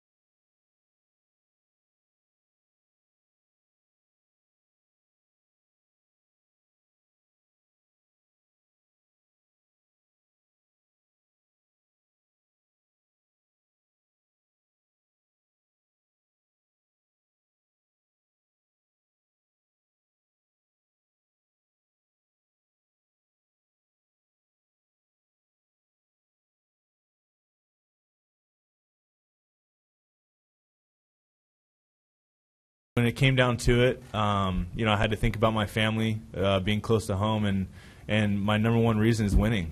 I mean, the teams that I was looking at, I knew they were going to win and win now, and that's what I love about San Diego and what the ownership's doing right now is they have that win now mentality. They have the win not only now but in the next 4 or 5 years. So James Shields in the press conference when they announced his 4-year signing with the Padres, as we understand it, the Giants were very much in the running to sign him as a free agent. Joaquin Arias batting for the first time in Casey McGee's spot. McGee leaving the game in the first inning when he crumpled after taking a couple of steps out of the batter's box as he flew out, and the injury, a knee strain. That's in there. General Manager Brian Sabian, the architect of this incredible 5-year run for the San Francisco Giants and 3 titles. Fly ball to left, hit pretty well. Back goes Upton to the wall, and that ball is gone. Arias off the bench, able to pull that one into the first row. He circles the bases. First home run of the season, makes it 5-1.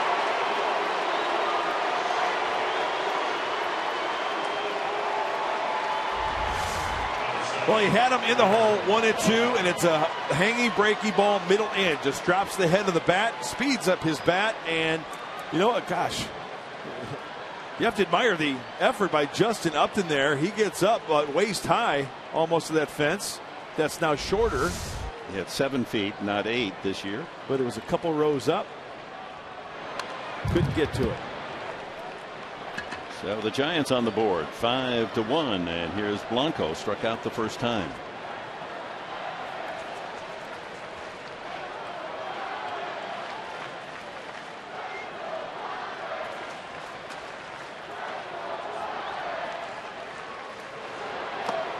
Weak wave. 0-2. Last year, Arias in 193 at bats hit only. Did not hit a home run, in fact, last year. He's hit only 6 in his San Francisco 3-year career. So that's kind of a jolt. Surprise home run.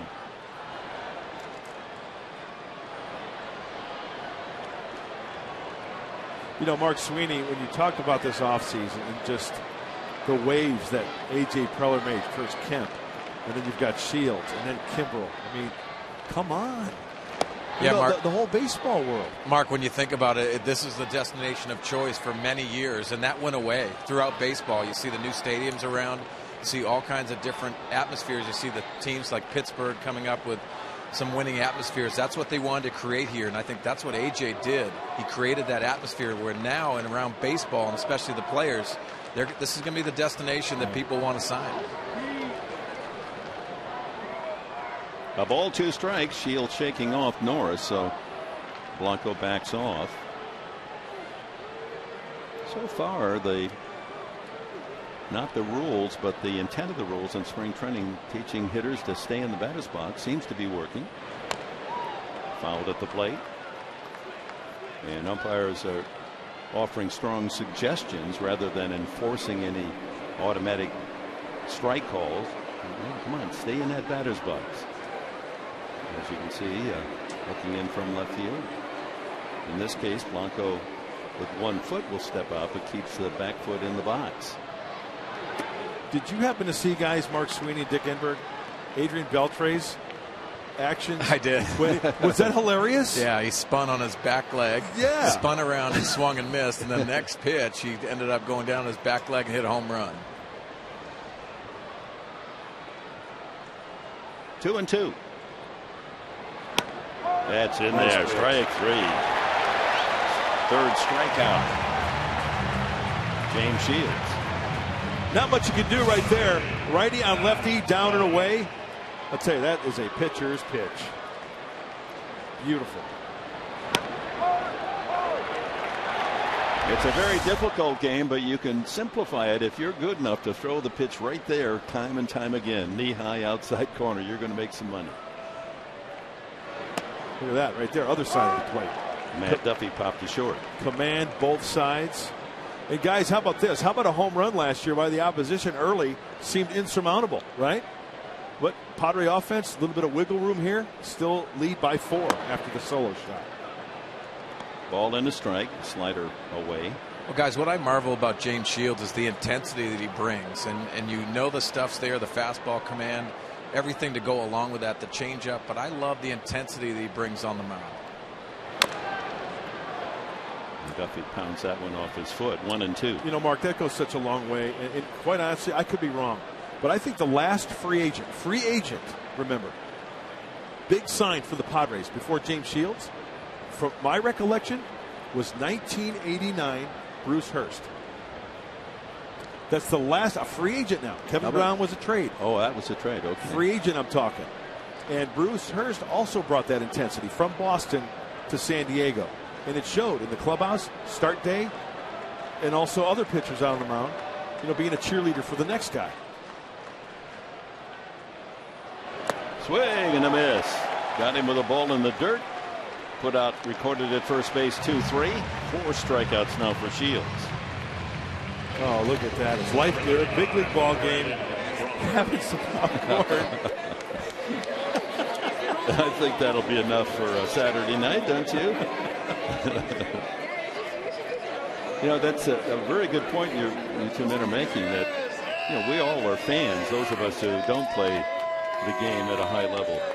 You forget that the men who play the game are the biggest fans. They know who has the good teams. They know who's getting the pitching staff. They know where they'd like to play. They know the best chance to get into the playoffs in the World Series. They know the best ballparks. They know the best ownership. A high fly ball hit well. Myers in center field, however, very high. And that'll do it in the fourth. Joaquin Arias, a leadoff homer, but that's all. Middle of the fourth, 5-1 for the home side.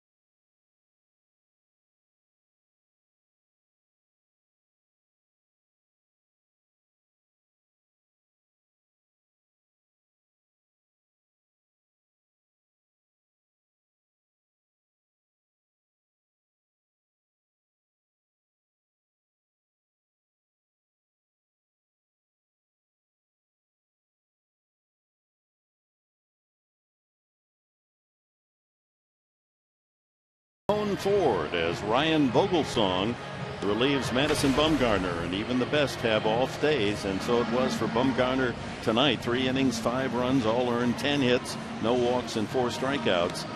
And trailing 5-1 in the game, Bruce Bochy decides to go to the veteran right-hander Vogelsong. Will Myers will lead it off. Earlier today, coached by Glenn Hoffman, doing some extra work at first base just in case to improve his versatility. Oh yeah, he's a great athlete. He can do a good job over there at first base. And Mark Sweeney, you know, if you're going to get some good instruction from somebody, Glenn Hoffman's one of the best. Perfect instructor to really go about this. A shortstop in the big leagues and understands everything about fielding ground balls. But when you look at Will Myers, I was here today, really good hands. He has a very accurate thrower. He just loves the game, guys. He's got a youthful exuberance that you fall in love with when you're around him. And he embraces all of these challenges. The challenges at center, leading off, and also playing first base if they need it. Vogelsong, one of those that reinvented himself, went to Japan a couple of years, regained his career. He started with San Francisco, then a few seasons with the Pittsburgh Pirates, and just ordinary results. Went to Japan and found his best stuff. Came back to San Francisco in 2011 and won 13 games. Myers drive to center field. Pagan has to drift, and at the edge of the track makes the catch. One out to Solarte. Vogelsong started one of the games in the Arizona series and took a loss. He was a 5th round pick way back in 1998 of the Giants.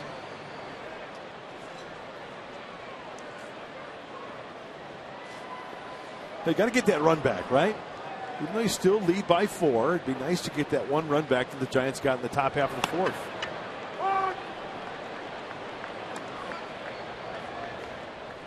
Solarte turns it around and hits left-handed, probably his better side, at least from watching him last year and this. 0-2 changeup. Vogelsong will throw the fastball. He's low 90s, 90, 92. Cutter, curveball, and that changeup that we just saw there. Went to Kutztown State. Was an All-America there at that Pennsylvania State College.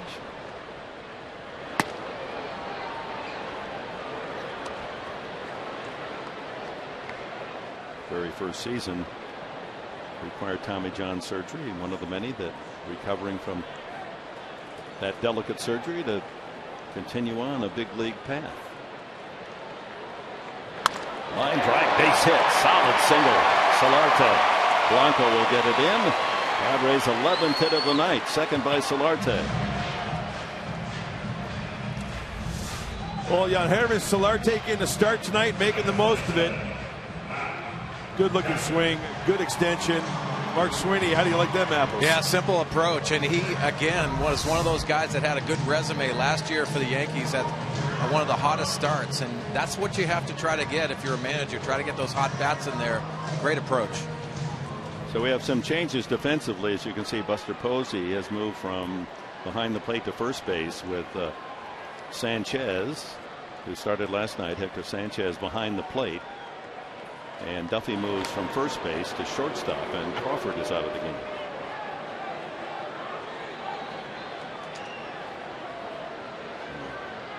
Very early in the game, Bruce Bochy making some defensive changes. It's almost like the Cactus League game.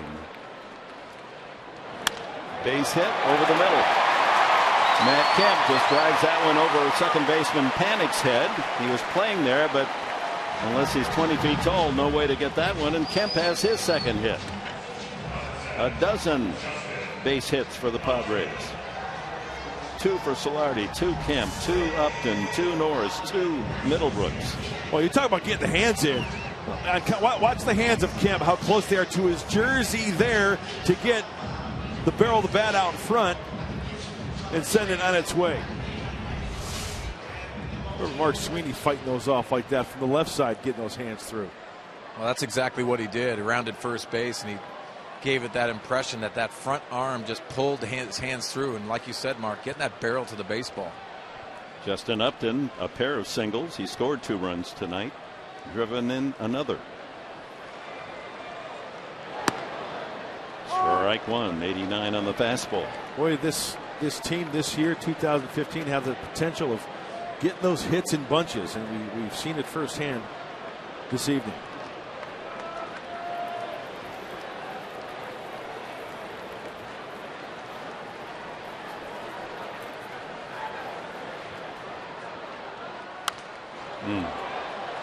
I mean, the Padres have already had 3 innings, multiple hits out of the 4, and we're still only 1 out here in the 4th, right?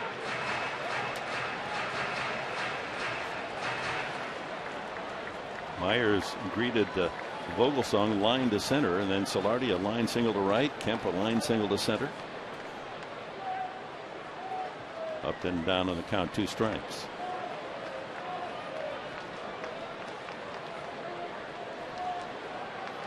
Five to 1, Padres lead. Home half of the 4th inning here at Petco. Backs him off. Again, the fastball at 89.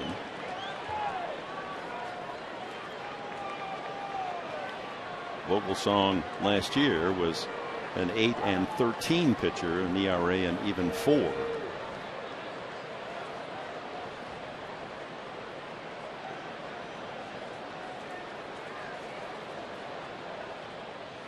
Outside, 2-2.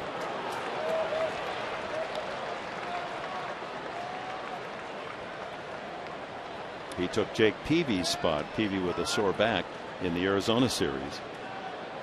Peavy has recovered and is scheduled to be the starter tomorrow afternoon on Military Sunday against Tyson Ross. Solarte at second, Kemp at first. And inside, and the count now full.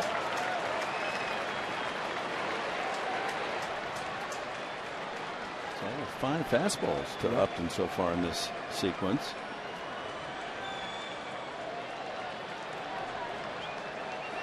I almost think you got another one coming here, huh?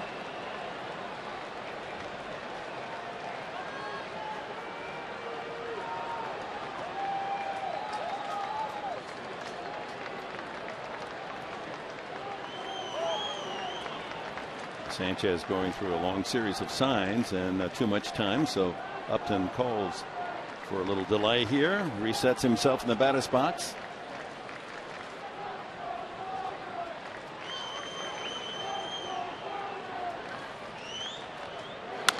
Ground ball could be 2. There's 1 back to first. A double play. And we've seen plenty of those in this series. First tonight. 4 innings complete. 5-1 San Diego.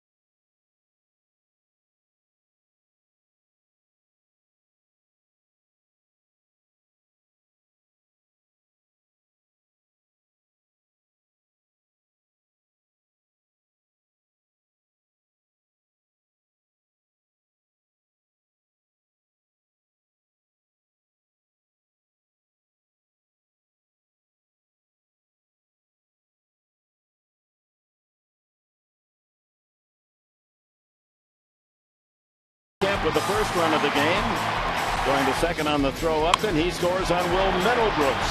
Single. It's 2-0. Then against Bumgarner in the third, a couple of singles, and Derek Norris drives in a run, a single up the middle. 3-0. Middlebrooks, his second RBI base hit, right back through the middle. 4-0, and Jed Jerko joins the hit parade, his first RBI of the year, and it's a 5-0 Padre lead. Joaquin Arias, a solo home run in the 4th inning. And that's the scoring for you as we move to the top of the 5th. Catcher Hector Sanchez batting in the 9th spot in the batting order. And he takes a slider for a strike. Sanchez started last night and went 0 for 3. Shift on. Jerko out in shallow right.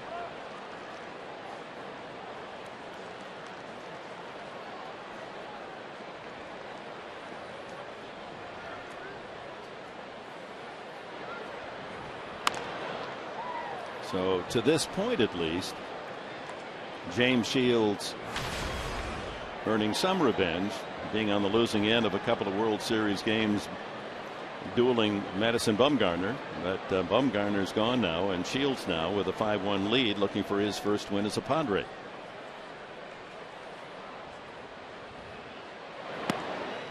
Changeup floats outside. Pitch count beginning to climb. Sanchez, then Aoki and Panic. 3 left-handed hitters, and Pagan, the 4th hitter, also. Oh, the changeup, and has Sanchez way out in front. That's 5 punch outs for Shields. He had 8 in the game in Los Angeles. How about James Shields? After missing with one changeup, he answers back with another one.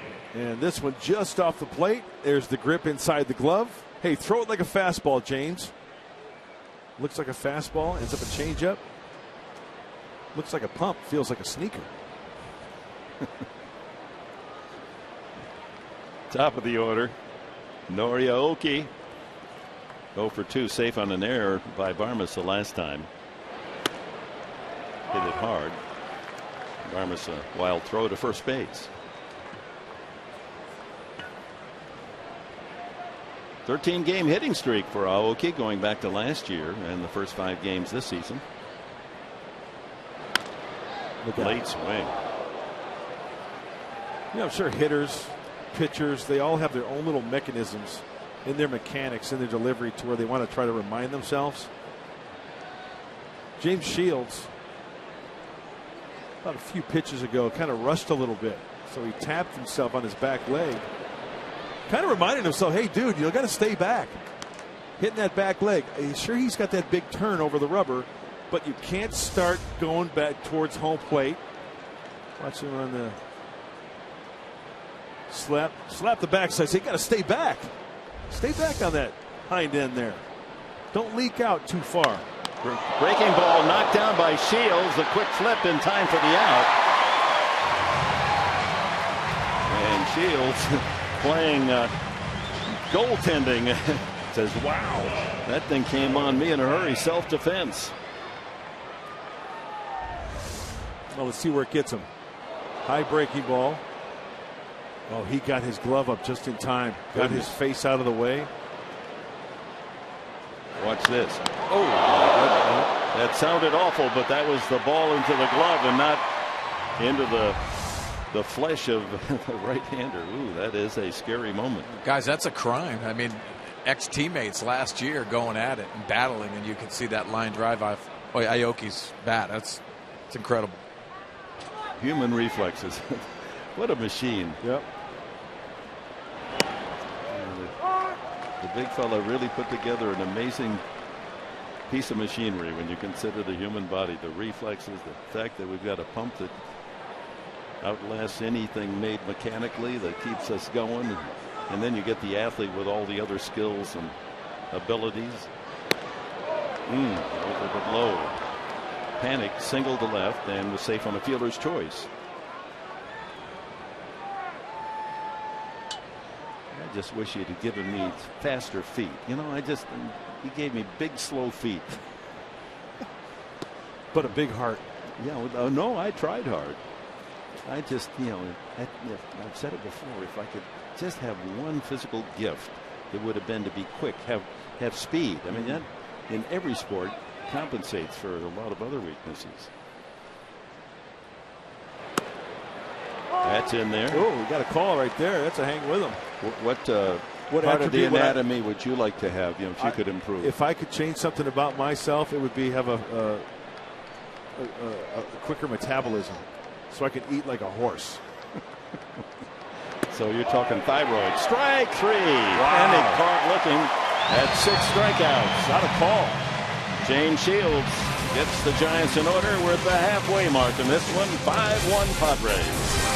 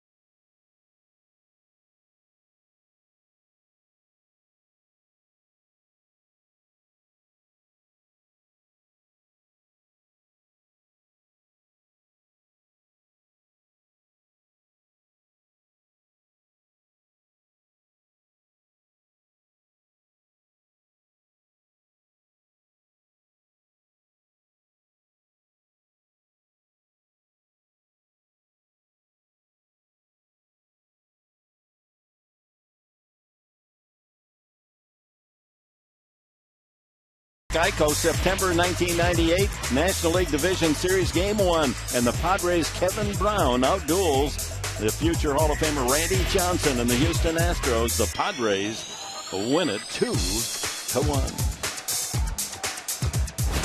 Mark Sweeney, you were in that dugout in the Astrodome. Yeah, so was Carlos Hernandez catching those pitches. That's the best pitch game I have ever seen live, and it was incredible. Randy Johnson against Kevin Brown. Wipeout pitches all night long. There's Carlos, part of the Spanish broadcast team with Eduardo Ortega. Couple of good huevos right there. Fly ball shallow and left. Aoki with a catch, one away here in the 5th. So Norris retired for the first time. He was 2 for 2. Here's Will Middlebrooks, 2 for 2, 2 RBIs. You know, guys, you think about the decision making for Bruce Bochy and managers in the game, especially the National League, and taking out Madison Bumgarner, obviously giving up 10 hits, 5 runs. But the 270 innings last year, he's got to be very careful and cautious of that moving forward. Totally agree, Mark. That's a tough workload. That's a big workload. And maybe the hangover effect the next year, right?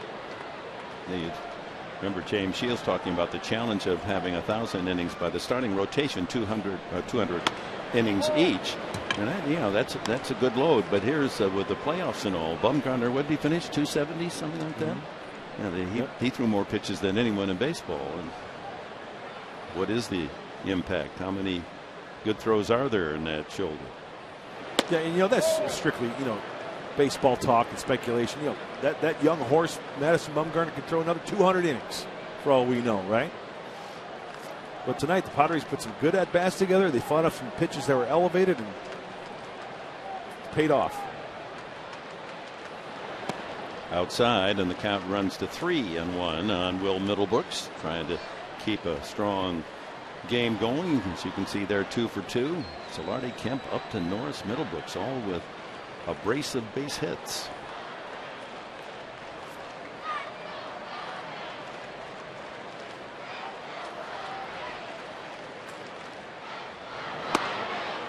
High strike, 3-2.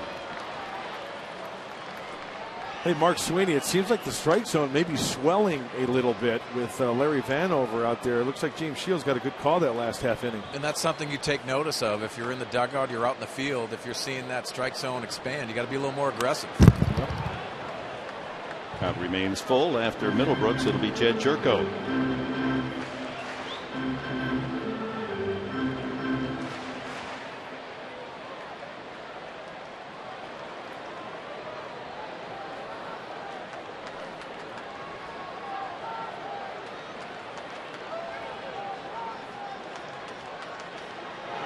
Ooh, that was almost a swing to prevent being struck by the ball. It was so far inside. This pitch was inches from his knuckles. Oh my goodness. That might have been in the rib cage. That's a saving foul ball.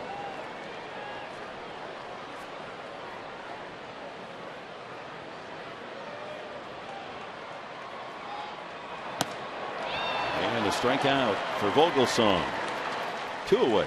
Every weekday, don't miss MLB Whip Around on Fox Sports 1 with highlights, instant analysis, and live look-ins from around the league. MLB Whip Around is weekdays at 4 p.m. Pacific on Fox Sports 1 and streaming live on Fox Sports Go.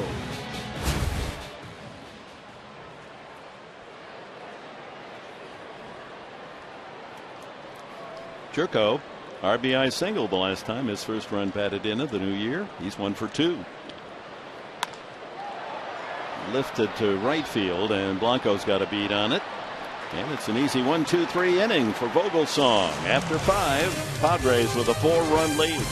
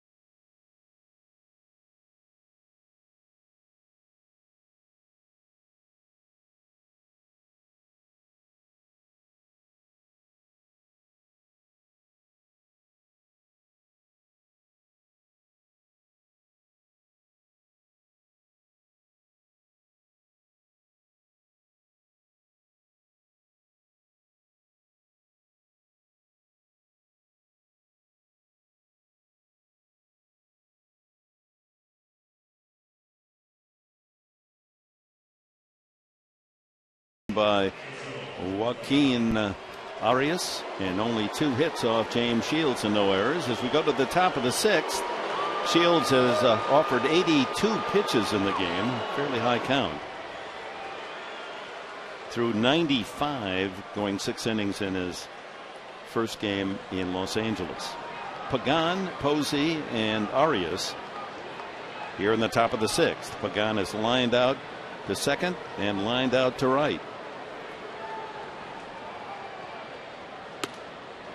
Right, inside corner. He didn't like it. And see, this is something the rule makers were hoping wouldn't happen. And to step out of the box and readjust all of the equipment.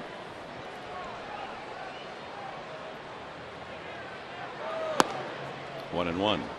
Now he stays in the box this time, and it's probably a case where the umpires are going to be very gentle about it all. You know, I'm just guessing that Vanderbilt might say, "Hey, you got to stay in the batter's box now. I'm not going to do anything about it here, but I'm just reminding you." Another line drive, and this one's going to fall for a base hit.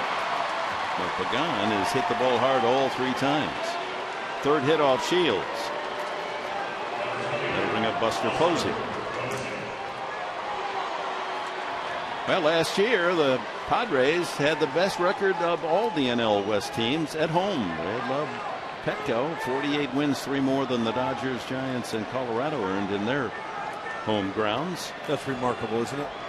Just couldn't win on the road. Yeah. Posey safe on an error and is grounded to short. You know, I think that the pickoff at first base might be a story of the Padres this year. And that call that was overturned, was that yesterday, Dick? The pickoff at first base? Yeah. The great move by James Shields. That's going to come into play. When he picked off Aoki yesterday, Brandon Morrow. That was in the 6th inning.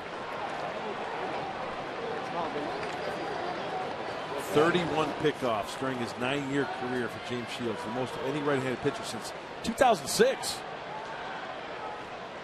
12th all-time for a righty. Check swing roller to short. Could be 2. Barmes. Jerko can't get a grip on it and still gets a double play. Double clutch by Jerko, and still that fireball throw to first base doubles up. Posey 6, 4, 3. Well, when you have the batter like Posey who doesn't have the good wheels, you have a chance, if in fact you can't find the handle and do the double clutch, to still get him at first base. Good stretch by Solarte to meet the ball. Just in time. Yeah. Very close. Here's Arias replacing the injured Casey McGee. If you're just joining us, McGee, the starting 3rd baseman, injured a knee taking a swing in the 1st inning. Had to be taken out of the game. Arias replaced him and hit his first home run in the last 2 years. A line drive to left field.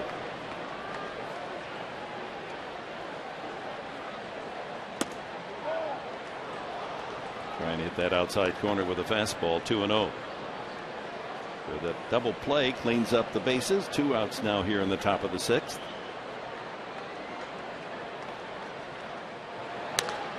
Fly ball to right. Kemp charging in toward the line. Foul territory.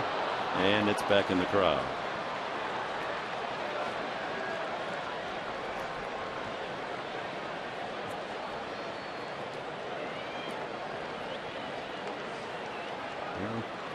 Talking about the innings pitched by Bumgarner last year, this man on the mound is the only pitcher in the big leagues the last 4 years 225 innings or more.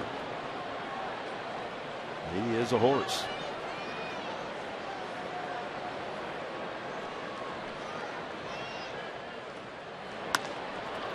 Left center field, a long run, but getting there is Justin Upton for the out. Bottom of the 6th, it'll be Clint Barmes leading off for the Padres.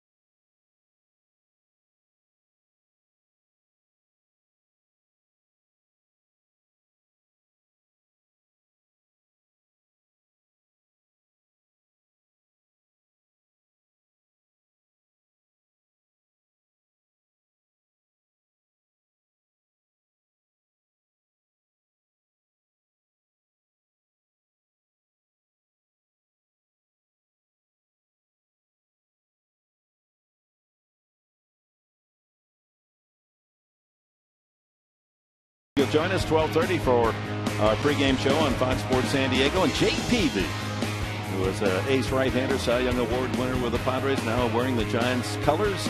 Another terrific pitching duel set. Peavy and Ross tomorrow.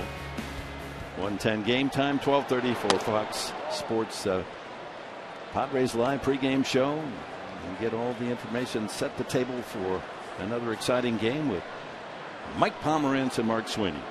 Clint Barmas has one of the 12 Padre hits.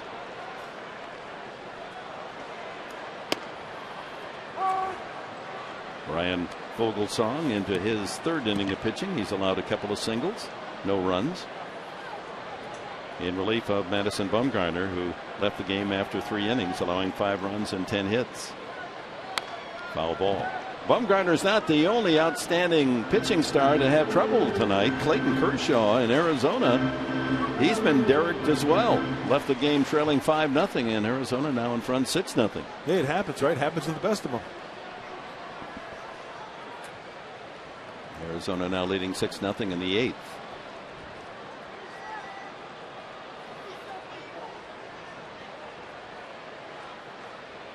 Ground ball sharply, but there in the hole is Crawford. Whoa, it's high and he's safe. That's Duffy, rather, not Crawford. Remember, Crawford went out with Bruce Bochy, made several defensive changes, and Duffy unleashes a high throw that pulled Posey off the bag, and safe on the air is Barmas. Padres getting an extra out here. They have to take advantage of it. This ball hit so sharply, Duffy just airmails it. Posey, now remember, he, with that bad leg, bad foot from a few years back, still, does he come down on that? It looks like he may have come down on the bag. It was very close. I'm not sure he did. I think he was, it's blocked. The bag is blocked from that angle, and because the ball, if he did come down the bag, the runner should have been out. So first base umpire Culpa right there on the scene, apparently fishing for the bag and just missed it. Shields to bunt. Had trouble doing that the first time up, and finally flied out to right. Struck out his last time. Trying to get that runner in scoring position, help build the lead beyond a grand slam. Yeah, I can only imagine what Buster Posey's thinking. Behind home plate earlier in the game, blocking balls in the dirt. Now he's got to jump about 3 feet in the air to try to get one from going over his head. Oh, the butcher point, it works. Lines it to right field. Barmas running all the way. Will make it to third. And Shields showing some great bat control. His first hit as a Padre. Oh, he'll be telling his partners, that pitching corps, about that after the game. Oh, they like to brag about their hitting. Show the bunt. Here's the key. Get that right hand. Watch his right hand on the barrel of the bat. Get it down. Get locked and loaded. And just play a little game of pepper the opposite way. There you go. So Shields with a 13th hit of the game for the Padres. Solid to right field. Perfect. So everyone in the lineup with a hit except the man stepping in there now, Will Myers. He's 0 for 3, but he lined out sharply to center his last time. No one out. Runners at the corners. That's great hand-eye coordination on the part of James Shields.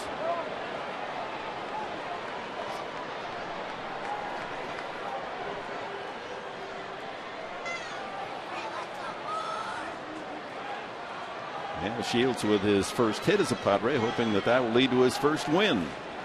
Myers, a high hopper into left field. He has a hit. Run scores. Barmas hits 6-1. So everyone now joining in the hit parade for San Diego, breaking out of a couple of tough games, a couple of 1-0 decisions where neither team getting many hits. In fact, the Padres in the first 2 games of this series had 12 hits. Tonight they have 14. Mark Sweeney, one thing I've really noticed this ball game, the Padres doing a good job of fighting off pitches on the inside part. 2-seamer off the ground here, producing another run. Good at bats. Mark, that'll come with a certain amount of strikeouts. You'll see shortening their swings and also aggressiveness, also driving the pitch counts up for these guys. The aggressive style of hitting will definitely do that. Solarte way out in front, sends that one sailing high and deep down into the right field second deck. Mark, as a pitcher, when you have an aggressive style team and they get after it, they also have that power potential. You'll start getting nibbling around that. Last year we saw a lot of guys taking strikes. This year you're seeing the aggressive approach. It's going to drive up the pitch counts. Yeah, you're right, Mark. Pitchers will be a little tentative. It's an unearned run. Barma's safe on the air by the shortstop. And Myers drives in his 3rd run of the season. That'll make that hitting coach Mark Kotsay mighty happy to see everyone contributing with a base hit. Let's see now. 1, 2, 3, 14. Low and inside. Another good layoff by Solarte.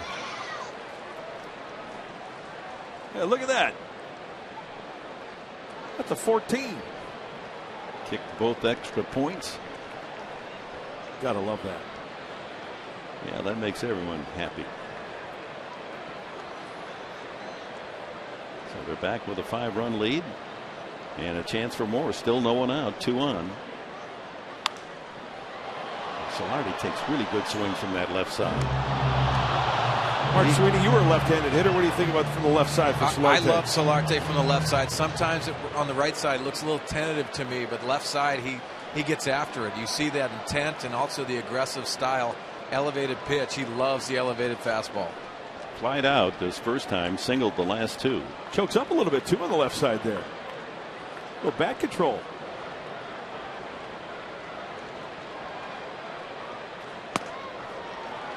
And the count full. Matt Kemp would be next.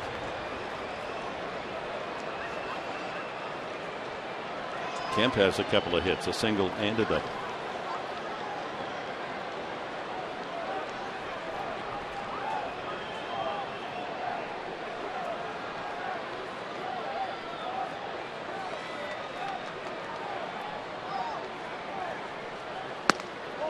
All 4. The bases are loaded. First walk given up by Vogelsong. That pushes Shields over to 3rd. Myers to 2nd. And bases full of Padres.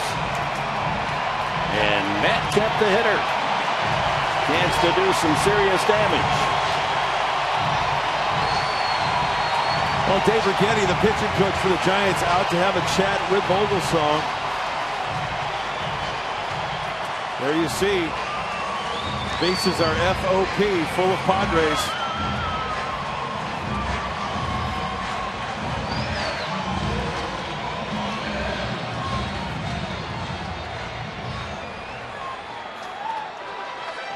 Six grand slams in his career for Matt Kemp. Oh my, finally over the 0 mark. I've got 1 point total. I'm excited. It's a long season, Professor. Mark Grant, the reigning champion. Who has Kemp? I'll have to find that out. Mike Pomeranz. Let's see, a grand slam is what, a 9-pointer, isn't it? I think you're right. Guys, such a dangerous situation. Ryan Vogelsong tried to jam Matt Kemp last time. He fought his hands inside. Now he's got to try to expose him on the outside edge, and Matt has a lot of power to center field.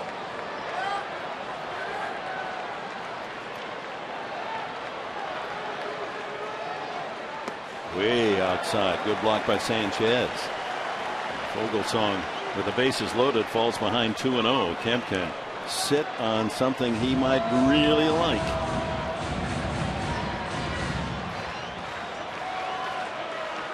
Mark Sweeney, wouldn't you be guessing fastball here? Yeah, you're still looking for fastball, but sometimes these big hitters will sit on that breaking ball when they get in the hitter's counts. Shields, Myers, and Solarte, a Padre over every pillow. And that's on the outside corner. So he may have been sitting on a breaking ball there, and so took that fastball strike. Listen, Dick, when you have experience and you understand they've faced each other with Ryan Vogelsong in the same division, that might be something that he went to in previous times. That's probably why he sits on breaking ball. Tough pitch to hit, just on the outside edge. Ground ball toward the hole. Gets by the short third baseman. The shortstop can't field it, and everyone's safe. Another run scores. 7-1 Padres. Just out of the reach of Arias, the third baseman. In fact, he seemed to block the shortstop Duffy, and then Duffy couldn't come up with it cleanly. Once again, just putting the ball in play. There's a two-seamer in, and once again, Matt Kemp tries to get his hands in. Getting screened. Boy, I don't know. Tough to tell where Duffy got that one, off the knee. Yeah. But getting screened by Arias. Off the knee, off the shin. The glove comes off. Everybody moves up. 1 on, 1 off. The merry-go-round inning. And they credit Kemp with an infield hit, so an RBI goes with that. And there's a drive into the left field corner by Upton, but Aoki makes a catch. Comes up firing, tagging, and scoring is Will Myers for another run, and Aoki saved even more damage as the Padres, another crooked number inning, have scored 3 here now in the 6th.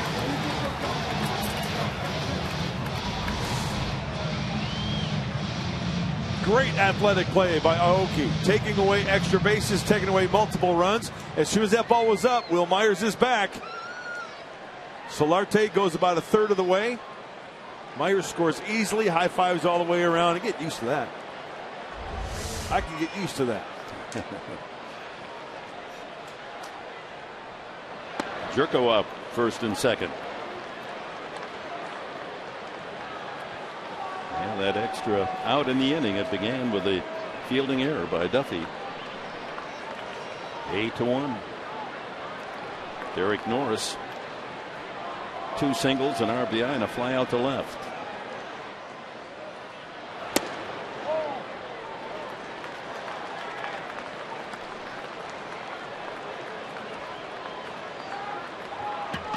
Solarte at second, Kemp at first. Still only 1 out. George Cantos, who saw him in game 1 of the series, a right-hander, starts to throw. On the outside edge, 2-1. Dick, remember last year's scorebook? As we take a look at Cantos rather in the bullpen. Too many clean pages on the Padres side last year. Messy scorecard today for the Padres, which is a good thing. That's right. What, 18 times they were shut out last year? Trying to go to right field, Norris. It's a shorter breaking ball that Vogelsong throws, that little cut fastball. 8 runs tonight. Last year, they managed 8 runs or more, only 13 games. But with this lineup, you might have twice that amount. It's going to produce some runs. Slow start, especially in this series, but making up for it tonight. Fly to left field, a long run for Aoki, but he's there. Runners return, 2 away. And that'll bring up Will Middlebrooks, who has a pair of RBI singles. 2 for 3.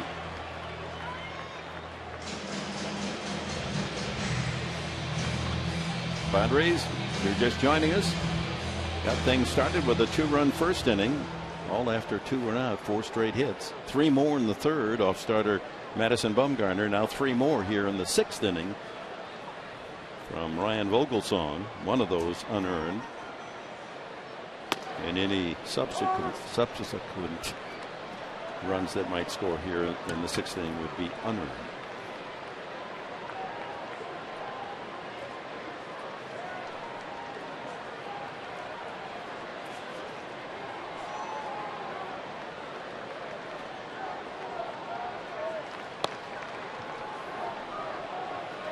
Well, Mark Sweeney, last night's game, we go back. Will Myers had a couple of hits, but the one big one, the double RBI in the 8th, seems like carrying over tonight. That multiple innings, multiple runs. Mark, you understand there's magical moments throughout the year, and that I thought it broke the ice for the Padres, and today they benefit from that emotional win yesterday. 8 runs and 15 hits.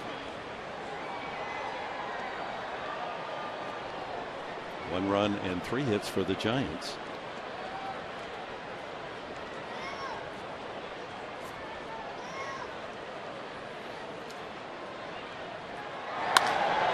That ball hit well to right field, but Blanco has time to get there for the catch. Padres get 3, 2 of them earned, 6 complete.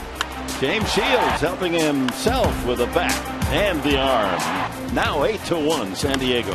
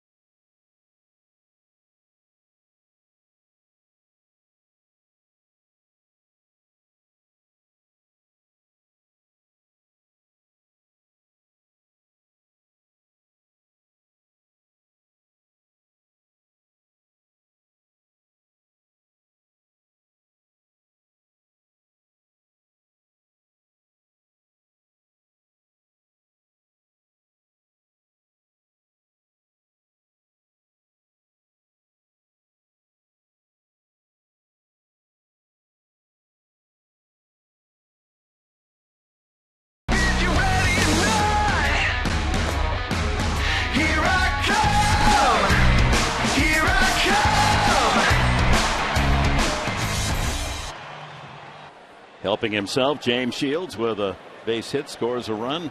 Part of the 3-run last of the 6th inning to build an 8-1 advantage as he goes to work here in the 7th. Blanco, Duffy, and the pitcher's spot do. You know, the thing we're going to find out about James Shields this year, Dick, is if it's a 8-1 lead, a 1-0 lead, a 1-0 deficit, James Shields is going to be pitching like it's 0-0. And he's going to be pitching like it's the 7th game of the World Series. That's the intensity he brings. No, he doesn't want to come out, does he? No.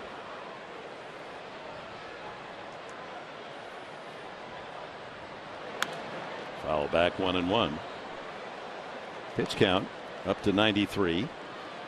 He threw 95 pitches in his opening Padre debut against the Dodgers.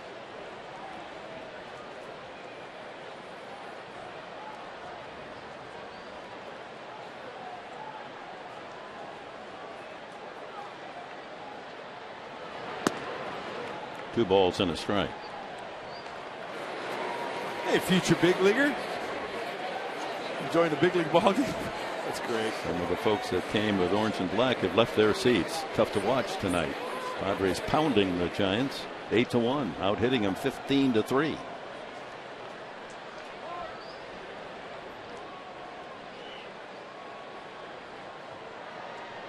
It's a laser show after the game, correct? Yes. Yeah, the Padres, nice little prelude to that, isn't it? They did a few lasers here tonight. Swing and a miss, tied him up. I like the way you're thinking, Professor. Yeah. Shields is throwing some lasers as well, huh? All business. Thank you for coming and reminding us of Tony Gwynn.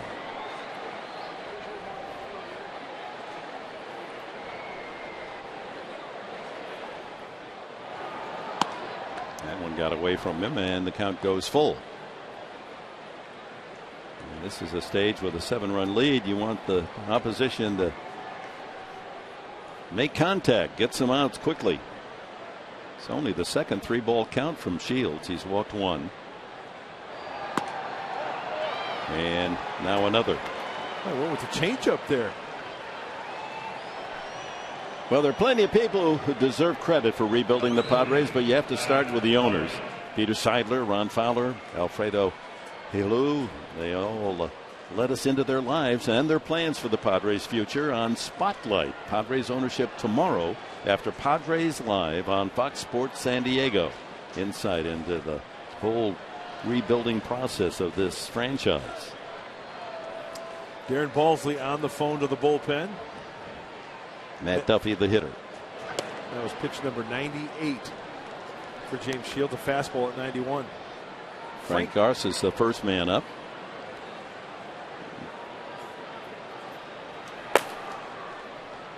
Lots of left-handed hitters in the lineup for the Giants tonight, including the man on deck, Crawford.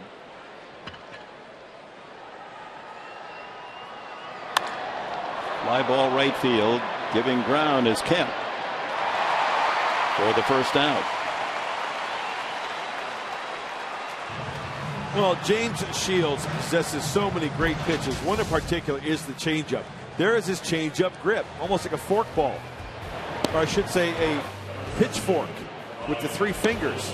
But it's got the fastball arm movement, and then it's got that dippy-do at the end there off the table. Great rotation, good extension. That's why you see the action on that changeup. Seen some swings and misses. He even threw it to Madison Bumgarner tonight. Remember 3-2?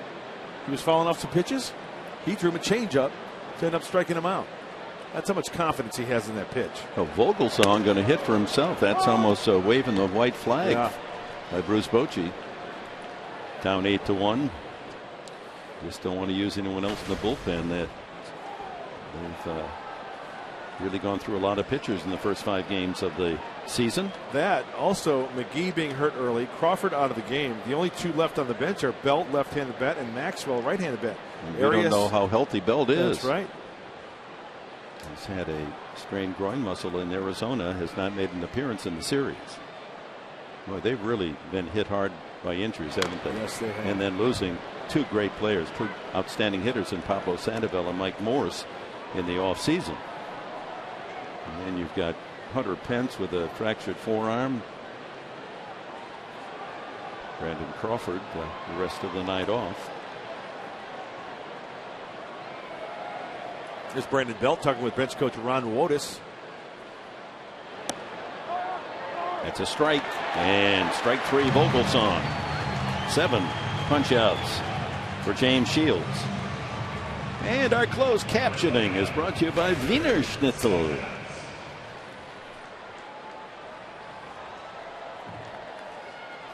Hector Sanchez batting in the 9th order here in the home of the Padres, Petco Park. There's room for you tomorrow. Come out on Military Sunday. Always a very special experience, not only the game itself, but the military presence. High fly ball, right field. Kemp waiting for it to come down. And that's it for the Giants in the 7th. Stretch half of the 7th at Petco. The Padres by 7.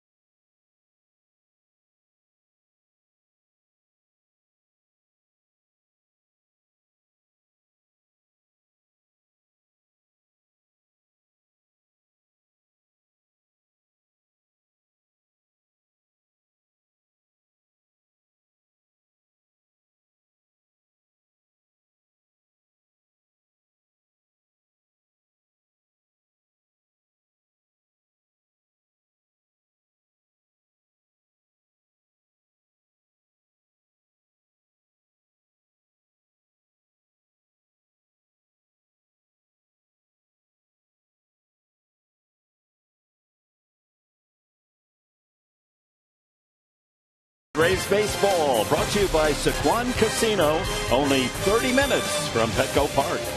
By Jack in the Box. Head to Jack in the Box for Jack's Blazing Chicken Sandwich. And by Mercury Insurance. You could get 2 free Padre tickets. Learn more at mercuryinsurance.com.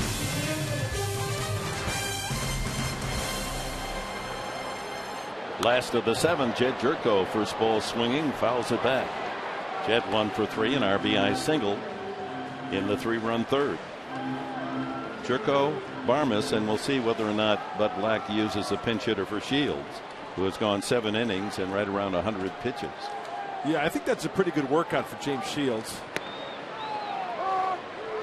2 strikes to Jerko. Nice to see him get some support tonight, huh? Yeah, 3 scoring innings, 2 in the first, 3 in the third, 3 more in the 6th. Weak wave and a miss, strike 3. Oh, badly fooled there. Vogelsong with his second strikeout.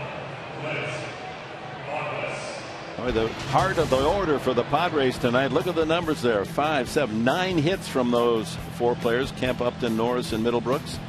3, 4 runs. And 3, 6 runs batted in. So wow. There's the power source. Justin Maxwell has come into the game in right field for Blanco.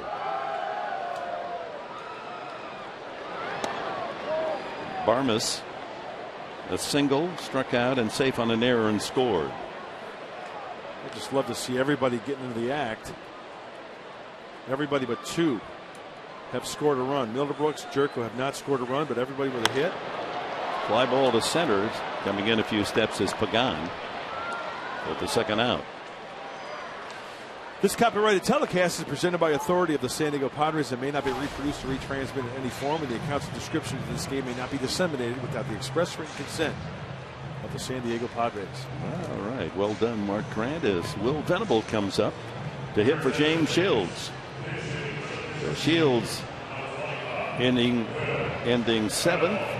Allows 1 run, the home run to Joaquin Arias. Only 3 hits. Walked 1, hit 1, and struck out 7. Solid outing and a base hit as well. As he's 6 outs away from his first Padre win. Well, the Padres stacked up their top of the rotation against the #1 pitcher of the Giants. Yep. And so far, it's been a brilliant night for Shields in San Diego. It's a good night in the big leagues, James Shields. Venable looking for his first hit of the season. And he's got it. Charges one up the middle for the Padres' 16th hit of the night. Venable in the book, so everyone in the game has a base hit. Getting extended on a pitch that, if taken, probably a ball. But Will gets good extension there. Taking it right where it came from. Padres have worn out the center of the diamond, haven't they, tonight? Whether by design or not, that certainly has been effective. Here's Myers. RBI single in 4 trips. It's got to be part of the mindset, as Mark Sweeney says quite a bit, using the big part of the field.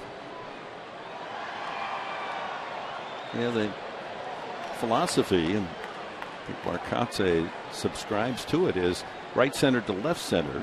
If you get a pitch that's there in your power zone, you can pull it. But if you're thinking right center, left center, there's ball down the left field line. That's a fair ball. Myers rattles it around the corner. Here comes Venable streaking to the plate and scores. Another Padre run. It's 9-1 as Myers has his second hit. How about that batting order? 2 for Myers, 2 Solardi, 3 Kemp, 2 hits Upton, 2 hits Norris, 2 hits Middlebrooks. Vogelsong trying to go inside, and Will Myers getting his hands through nicely. Enough to keep that ball fair. And from Venable with those beautiful strides galloping around the bases. Well, Will picks up Glenn Hoffman. The ball was bobbled out left field. Glenn Hoffman is all over it. And Will Myers with a couple of RBIs tonight. 4 on the season. And Jan Solardi is up. He's 2 for 3 with a walk. That's a great looking box Oh, score, my isn't goodness. Everybody feeling good. And Shields is not on there. He had hit as well. Wow.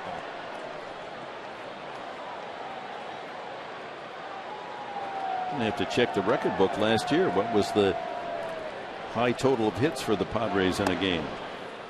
21 was the high. 20, and the Padres was 17 tonight.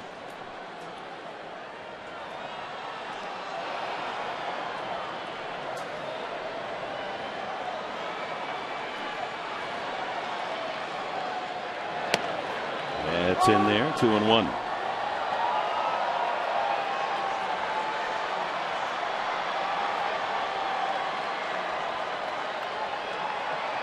With 2 outs, Venable a pinch single, and Myers with an RBI double to stretch the lead to 9-1.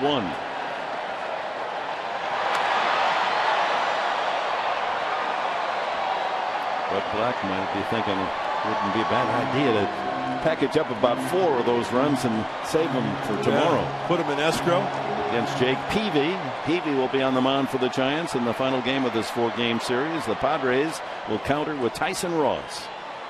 On military opening day, brought to you by Northrop Grumman. Line to left field, and that's going to be a base hit. Aoki cuts it off. Myers around third will score. The 3rd hit for Solardi, and the Padres have hit double figures in the run column. Solardi's first RBI tonight, 3 for 4 and a walk. Well, and somewhere I think Chris Budden is smiling. Why? Because I think she chose Jan Hervis Solarte tonight. They picked a stick. So Matt Kemp will be the hitter. He has 3 hits. Oh, I almost forgot. Tomorrow at Military Sunday, our first military celebration, it's going to be the U.S. Navy parachute team is going to be here. And the first pitch is going to be thrown out by Taya Kyle. She's the wife of the American sniper, Chris Kyle. Got it. So that'll be great to salute her. Absolutely. 10 runs, 18 hits for the Padres. Solarte now at first base with 2 outs, and Kemp trying to come up with a 4-hit game. Not only does everyone in the lineup have a hit tonight, everyone except Barmas with an RBI.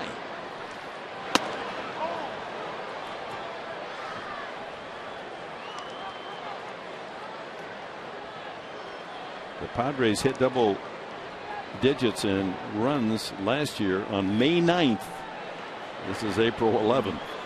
And they've struck a 10 spot. Line drive, will it be fair? Left field corner, yes. Kemp on his way to second. Solardi will stop at third. A 4 for 5 night for Matt Kemp. A ringing double to left. Oh my. Sit back and enjoy, Padre fans. When Matt Kemp takes advantage of a hanging breaking ball. Aoki has spent half the night in that left field corner, it seems. Yeah, he's become good friends with about 3 or 4 people down there in that left field line. So finally a mercy meeting at the mound. Bruce Bochy relieving Vogelsong. We'll be right back.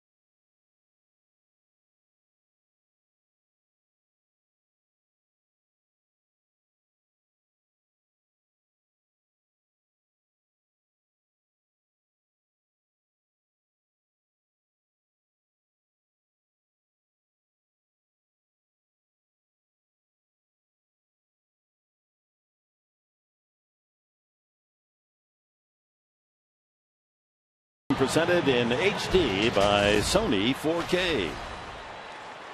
Paid attendance 42,823, a sellout. And we expect another big house tomorrow, but there's room for you. Why don't you come out and catch the final game of this 4-game series? We'll be on the air at 12:30. Tyson Ross and Jake Peavy as George Cantos makes his second appearance in the series. George was the winning pitcher on Thursday night. Lefties hitless. Righties 182. So early on this season, doing well. 2 innings in that night that he got the victory. Only 1 hit and a couple of strikeouts. Justin Upton, the hitter, with 2 men aboard in scoring position. Solarte at third and Kemp at second. A run home to make it 10-1. Upton with a couple of hits and a sacrifice fly. Scored 2.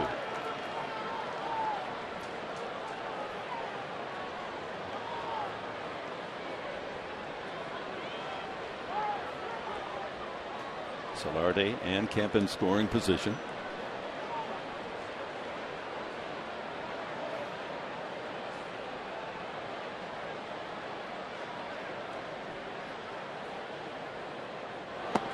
And way outside again. Tigers won again today. They're 5-0. They're starting. Arizona shut out the Dodgers 8-0.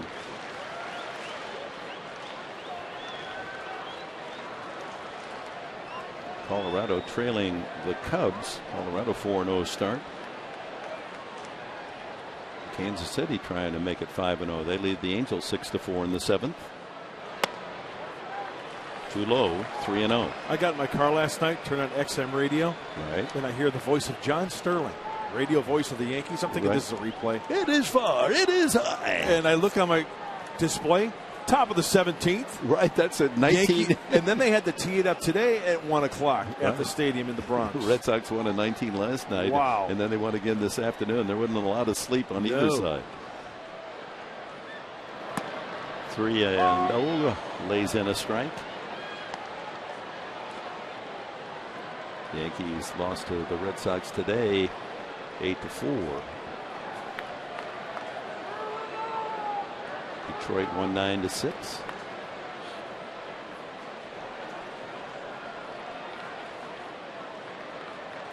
Three and one to Upton. Outside edge, full count. Good pitch, everything away from Cantos. That was born in Sparta, Greece. And Cantos earning the nickname the Spartan. Has it stitched on his glove. It's pretty cool, huh? Yeah. So the full count coming up.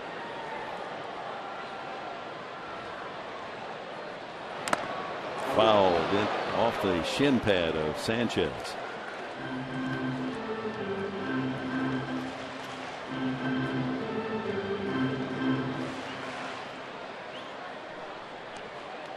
Padres with an avalanche of hits tonight, producing 10 runs. They had 4 hits in the first, 1 in the second, 5 hits in the third, 2 in the fourth, 3 in the sixth, 3 more here in the seventh. Total of 19.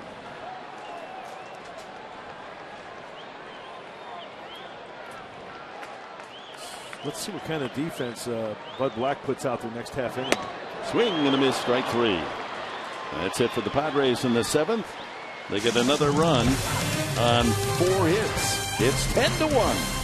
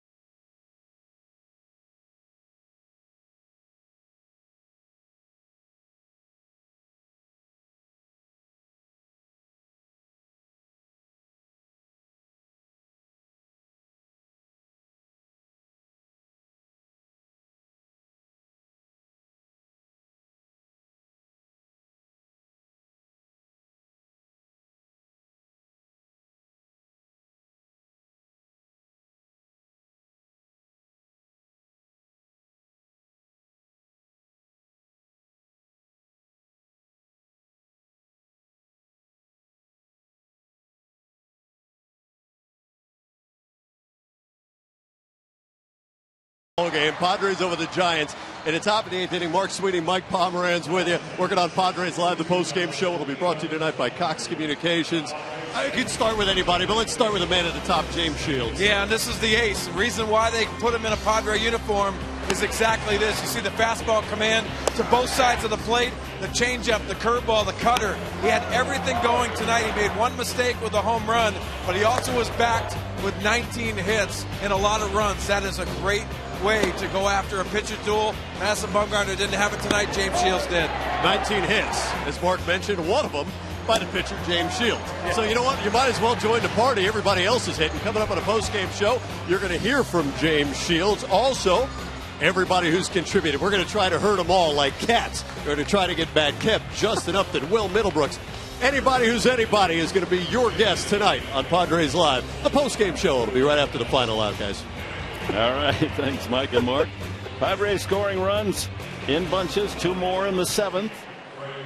4 innings, 2 in the first, 3 in the third, 3 in the 6th, 2 in the 7th to build a 10-1 lead. And now Frank Garces will take over for James Shields and try to get in some work. This is a perfect opportunity for the young left-hander to exercise his stuff. He gets it up there 92, 93 miles an hour in that small frame. He'll face Aoki, Panik, and Pagan. 3 left-handed batters. Other changes for the Padres. Venable stays in the game in right. Corey Spangenberg will relieve Upton in left.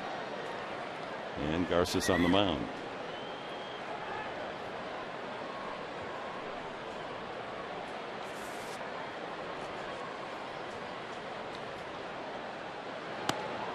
Well, the hitting display tonight, along with the pitching of Shields, does so many things. One, it makes the fans happy. You're winning and beating an outstanding player in Madison Bumgarner, but it also just gives relief to that bullpen. I mean, you can use men that just need some action, Garces being one of those.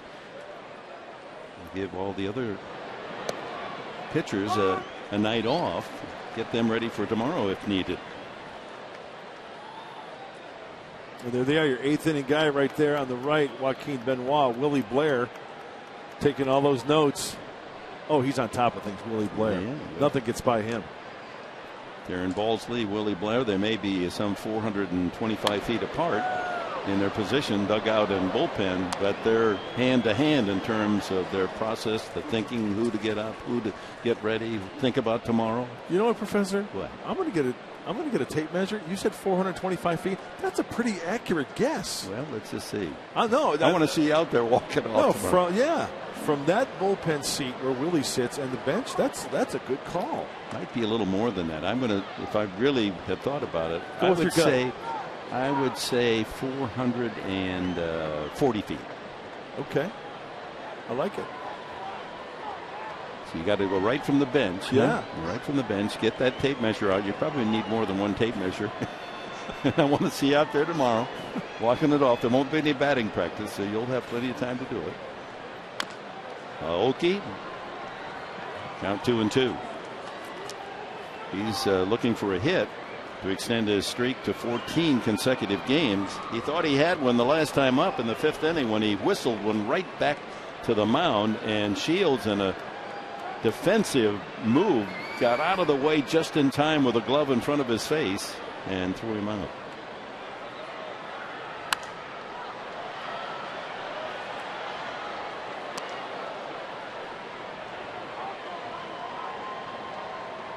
Milwaukee finally winning a game. They started 0-4.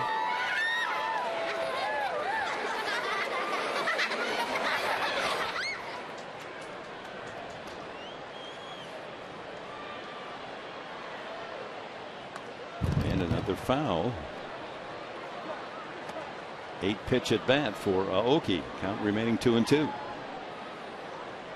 Only 3 hits for the Giants. Panik a single in the first. The home run by Arias, who replaced the injured Casey McGee, in the 4th, and a single for Pagan in the 6th. All off Shields. And there's another hit, and a streak continues. 14 straight games for Aoki. His longest ever, 15 when he was with Milwaukee. Well, Chris Button He's just taking a lot of deep breaths trying to cover all these base hits. You're running right with him, huh, Chris? Hey, post-game's going to be difficult for me, Dick, but I want to talk about the other lefty in the pen, Chris Weirick. He got the call up yesterday, and as always, Pat Murphy played a little joke when he gets the call up, and this one was pretty good. Chris has a nice red beard, and Pat told him, hey, you are suspended for one game because your beard is too scraggly, so you will not be playing tomorrow in a Chihuahuas uniform. Instead, you'll be in a Padres uniform, so a nice surprise for him. Actually, confirmation, they have a little stricter rules down there in El Paso on the beards. They made all of them trim them, including Kevin Quackenbush. So I'm waiting to get proof of what it looks like. I don't know how short he had to cut the beard, but he did have to do some trimming. Well, with some of those Padre bullpenners, you'd almost need one of those Toro lawnmowers to clean them up.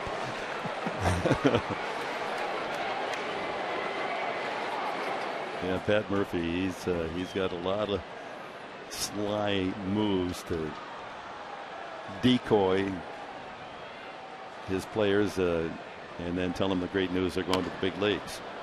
Panic punches that foul. 1 for 3 tonight. Yeah, Pat Murphy, the perfect guy to have manager of the AAA El Paso Chihuahuas. Good baseball guy. Coached at Notre Dame, Arizona State, then into the professional ranks. Great emotional leader. He can really fire up a team.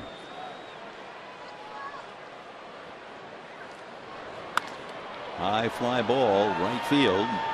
Venable and Myers. It's Myers calling in right center for the first out.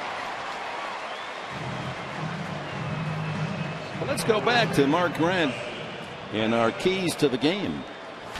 Well, Professor, it was a big lead early. The Padres a 2-run first inning. Boy, you were all over that, huh? 3-run third. They went on to score 3 in the 6th, 2 in the 7th. And give the 8th and 9th. That's an A+ today, Mark Grant. Well, thank you very much. I appreciate that. Brought to you by your Honda dealers, San Diego County. James Shields, 7 solid innings, 7 strikeouts. Maxwell drills that one fair into the left field corner. He's the man who came off the bench and singled in the only run of the game, opener of the series, and he's going to bring in the runner Aoki all the way from first base with that ringing double. It's 10-2.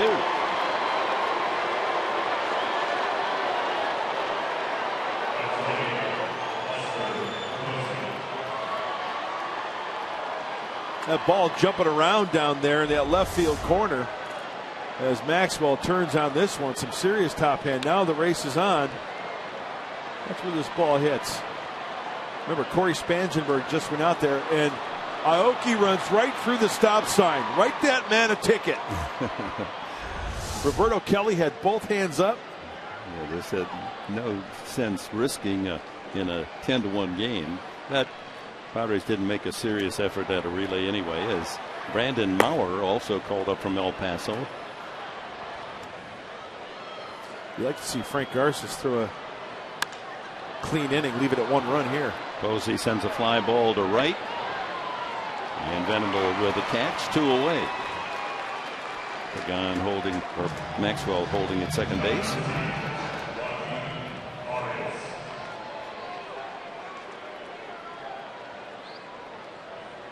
Ten to 2. Arias again. Injury riddled these Giants, and they lose another starter, Casey McGee, in the first inning tonight, as he took a swing and felt something in his knee. Word from the clubhouse, a sprained knee. As you see Jose Valentin trying to move the outfielders. Spangenberg with not a lot of experience out there in left. Myers in center, and Venable, the veteran, in right. Did you see those sheets of paper that Jose Valentin had in his hand? They were spray charts. You can see if he turns them over there a little bit. You can see like red lines and of where they hit the ball. In the dirt. And the count 2-0 to Joaquin Arias. Hit his first home run in 2 years of Shields. The only run given up by James. That was back in the 4th inning. A line drive into the second row. Seats in left field. That's the only home run of the game. The Padres 10 runs on 19 hits, no home runs.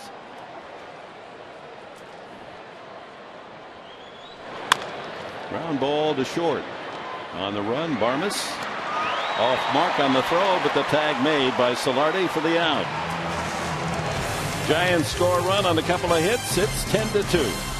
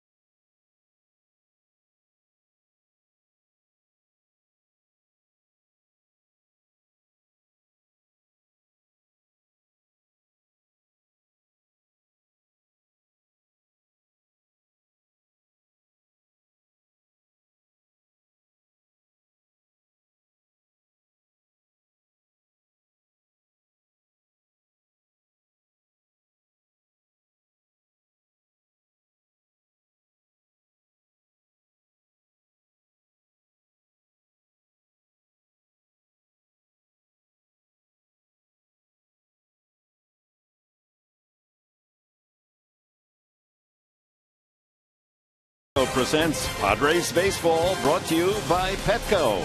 What we feed them matters. And by your San Diego Lexus dealer.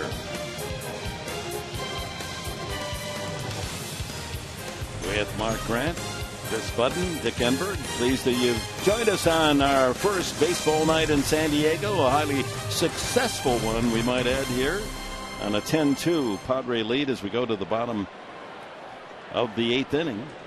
Derek Norris, Will Middlebrooks, and Jed Jerko scheduled against reliever George Cantos. Norris singled in the first, RBI single, and scored in the third. He's flied out to left field his last 2 times.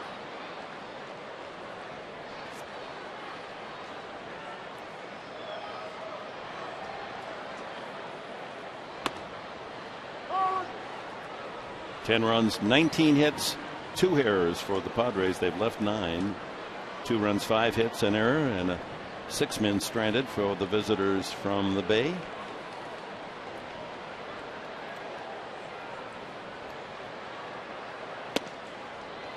So if it continues in this pattern, both teams will leave the ballpark tonight 3-3 on the new season.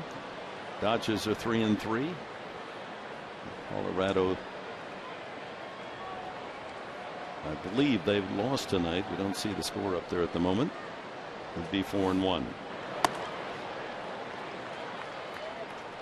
Arizona here Monday night, Tuesday night, Wednesday night, and a lot of good seats available for that pregame series. Padres hoping to build momentum after that 1-0 win last night and the scoring fest tonight. He chases, and Cantos has 2 strikeouts, the 2 men he's faced. Well, this month, Fox Sports San Diego is very proud to honor the Boys and Girls Clubs of Greater San Diego as the Community Partner of the Month, presented by Kaiser Permanente. After-school programs at Boys and Girls Clubs are changing lives by creating safe, fun, and positive environments for kids. For more information, visit foxsportssandiego.com. Will Middlebrooks. That ball squirts foul off the head of the bat. A couple of RBI singles, and is struck out and flied out.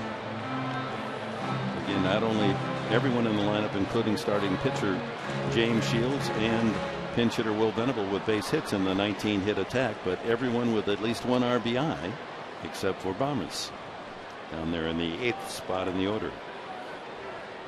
Will Myers with a couple of RBIs there. single and a double and scored twice.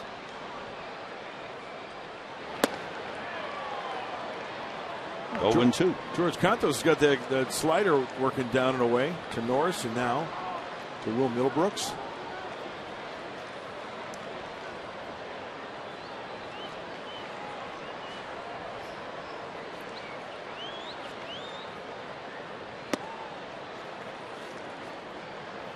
Tyson Ross will seek his first win of the new season tomorrow. 1 o'clock game, 12:30 here on Fox Sports San Diego. And he'll go against Jake Peavy, former pitching star here in San Diego. There's Tyson. Bigger and stronger and still has that wicked slider. Inside with a 90-mile-an-hour fastball. 2-2 to Middlebrooks.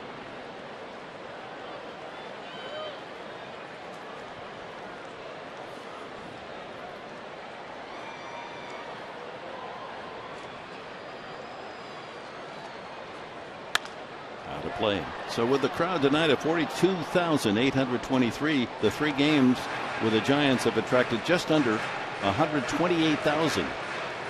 So with a big crowd expected tomorrow, the Padres will certainly be over 160,000 for the series. They've never done that at Petco Park in 4 games. Sign of the times. The energy, excitement about this 2015 team. Count goes full. Well, this has been a taste of what it can be. I'll tell you what, even before the game, Dick, when I was down on the field for our pregame interview with Brandon Morrow, you could feel a buzz before the game, the crowd, the electricity in the air. Great atmosphere. Ripped to left field. That's a base hit, and into the corner it goes again.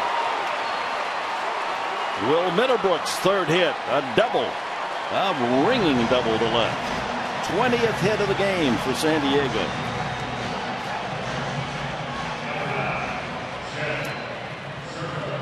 Same concentration each individual at bat, and it looks like that backup slider out of the hand of Contos isn't where he wanted it. That front foot is down, keeping his hands back and driving with those legs, creating that force and generating through the head of that bat.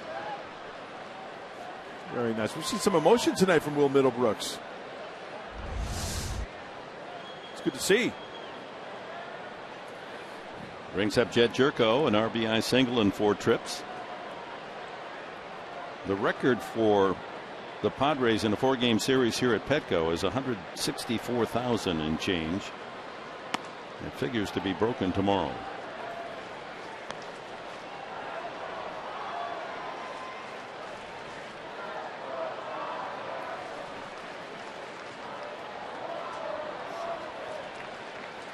.20 is the working number. 20 hits tonight, and it's the 20th time the Padres in their history have collected 20.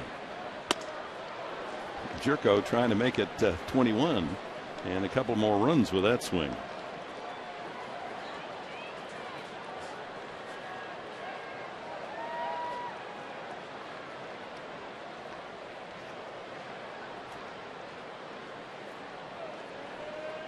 One odd double, Middlebrooks. 1-2.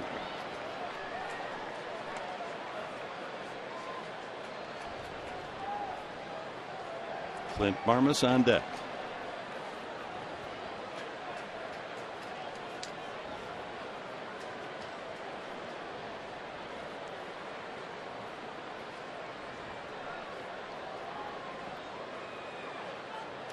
In the dirt. Well, our San Diego pairing at the Masters doing well again tomorrow. Jordan Spieth again the leader, minus 16, shot a 70 today, but Phil Mickelson a 67. He's pulled within 5 of the lead. Charlie Hoffman is at minus 10, 6 off the lead. I think Hoffman and Mickelson will be the second pairing tomorrow. They'll be oh, that'll be neat, huh? Just before the leaders. Yeah, Justin Rose had a great round. 67 today, so he's 12 under, 4 behind Spieth. Charlie Hoffman, the pride and joy of Poway High School. He's a Titan. Mickelson, where'd he go? Torrey Hines? University High? You know, I think University rings a bell. We could look that up. Trussell, get on that. Where did Phil Mickelson attend high school? University City. Okay. Not USD High School. University City High School. Well, now there's a University City and USD High School that used to be is now Cathedral. We'll get it squared away here. We're on it. Nevertheless, gives the locals some rooting interest. Well, people are screaming at their TVs right now. I can hear them. But that Jordan Spieth, he's only 21. Great composure, terrific game. He's got a 4-shot advantage starting tomorrow to win that green jacket. 2-2 again to Jerko.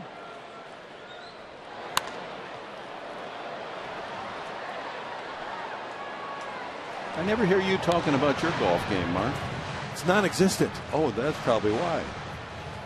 It's like you're skydiving, you know, just about that same category. I'm bungee jumping. I would, you know what, honestly, I think I would skydive before I would bungee jump. I really would. I'd have to go on a tandem, though. Oh, yeah, but you went on a tandem, right? Yeah, it's terrific. It's like being a bird.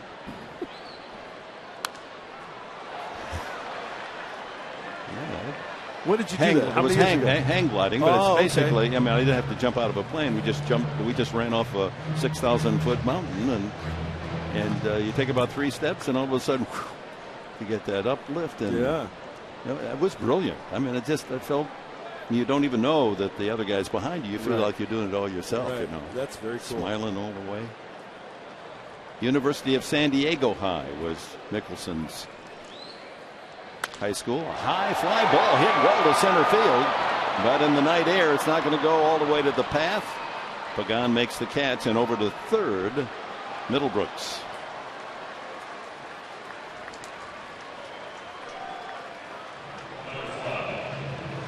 Active managers' most career regular season matchups.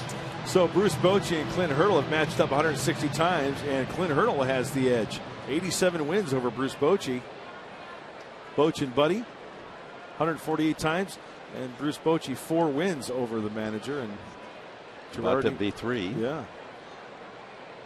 Madden and Girardi, and Madden and Francona. Joe Madden now the skipper of the Cubs. Socia over Showalter. You were right. Nicholson, University of San Diego High, which is now Cathedral Catholic. Right. And that's where Carlos Quentin went to high school, University of San Diego High School. Frank Garces pitched the 8th. Appears that he will be out for the 9th as well, staying loose. Barmas with a man at third, 2 outs. 1 for 4. As we mentioned, the only Padre without an RBI. Here's a chance for him to join that club. Not to be greedy, but no. Hey, you can't give away at bats, Dick. 20-0, 1-1, whatever the score is for hitters. You got to have the same concentration. It's just like pitchers out there, right? You get an inning of work, you want to have a 1-2-3 inning. You just don't go out there and lollygag it.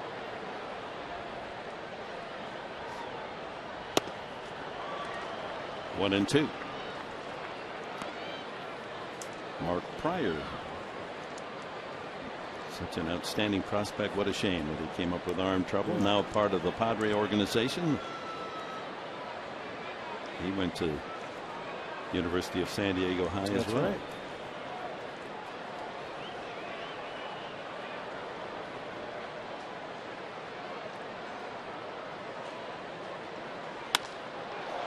Center field, and Pagan is there.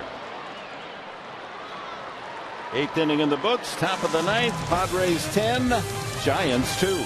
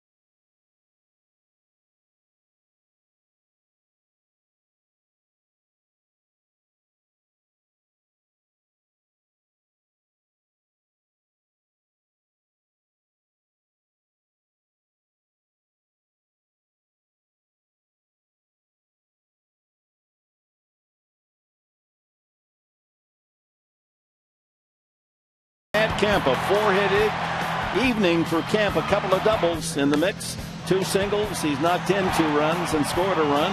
And some outstanding defense as well. Kemp's biggest day as a Padre. Game 6 of the season. 4 for 5. He's now 9 for 26 on the season. Hitting around 350. New pitcher is Brandon Maurer. Called up from El Paso. Did not get a chance to pitch in a game in the Pacific Coast League. Called up with the injury to Ian Kennedy, who went on the DL. Hard-throwing right-hander acquired from the Seattle Mariners in the offseason by H.A. Preller for outfielder Seth Smith. Hard-throwing. He can get it up there 98, 99 miles an hour. Grew up in Orange County. Makes his home there. Costa Mesa. Fastball, slider, changeup, always working from the stretch. There's the first fastball at 95. Darren Balsley talking about Brandon Maurer before the game. He said, you know what, there's a guy who could pitch in the 8th inning. He's got such good stuff. It's one of the things that the Padres have. They can have guys that in a pinch can close out a game or pitch that 8th inning. Here's his breaking ball, 1-1. Tall, 6'5", 220 pounds. Mariners draft pick, 23rd round back in 2008. Overthrows that one, 2-1. 1-4 in his brief time in the majors and a 4.65 ERA. Untested, but scouts go to those minor league games and they see somebody with an arm like his and they put a check mark. Now 3-1. He had 2012 Double-A ball. Jackson, Mississippi was 9-2.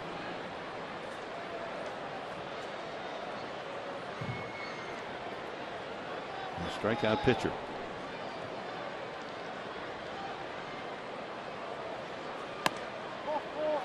And he walks Blanco to start the 9th. That'll bring up Matt Duffy.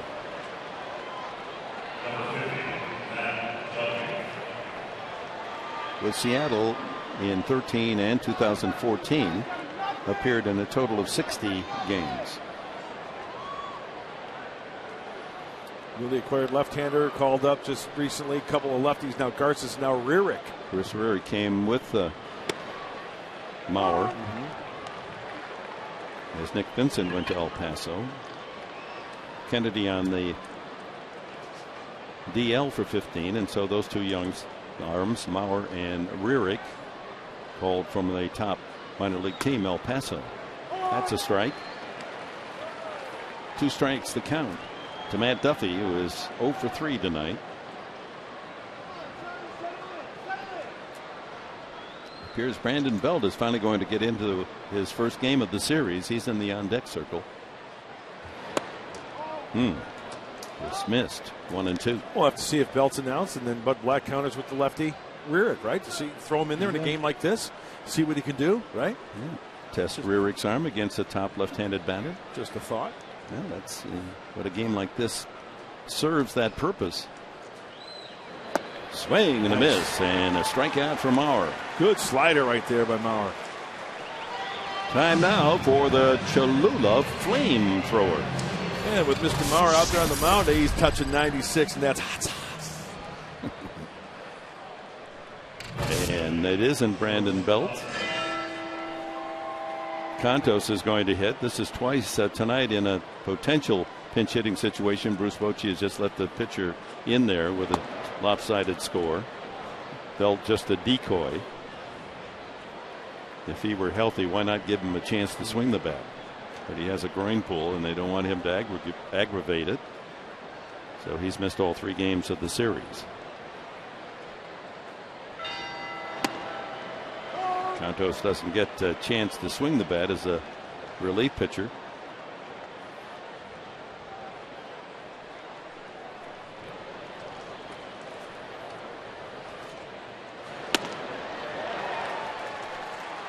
'93.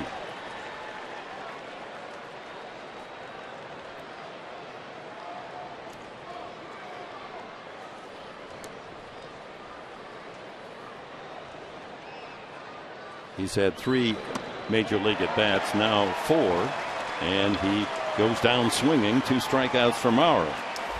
Maurer's thinking, you know what? I'm just going to work on the location of the fastball. Outer half, elevated, and he goes down swinging. That'll bring up catcher Hector Sanchez.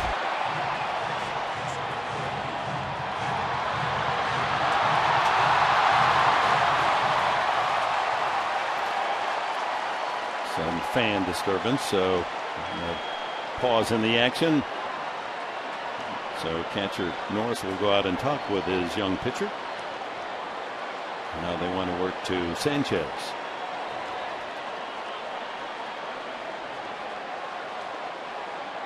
Down to the final out. 10-2 Padres. And stay tuned after this one. Padres Live, the postgame show. Mike Pomerantz, Mark Sweeney going to break it down. A lot of offense. How are they going to get everything in a half hour, huh? They're going to spread a lot of love. Yeah. Throughout that Padre lineup. They're going to show every hit, every run, every RBI, every strikeout by James Shields. Plus their in-depth analysis. It's all good. Sanchez pointing to the center field fence. The door out of the bullpen was open. Now we're all set.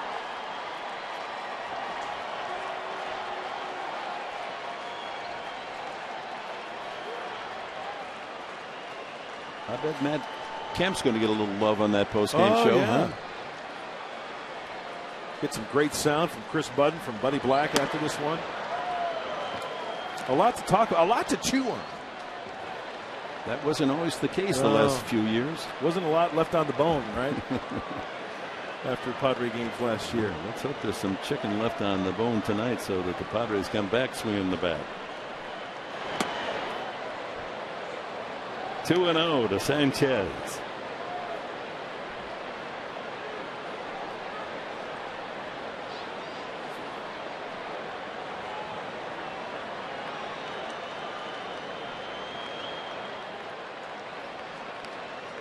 Shift on, and he hits it right to Solardi. Solardi to the bag, and the ball game is over. The Padres pound out a 10-2 win over the Giants and take the second game out of 3 from San Francisco. And Mike Pomerantz coming up, Padres Live. Guys, you hit it right on the head. We're going to be joined live by Justin Upton, Will Middlebrooks. We're going to get James Shields, Matt Kemp, and hey, what's a night without Buddy Black? We'll see you in minutes.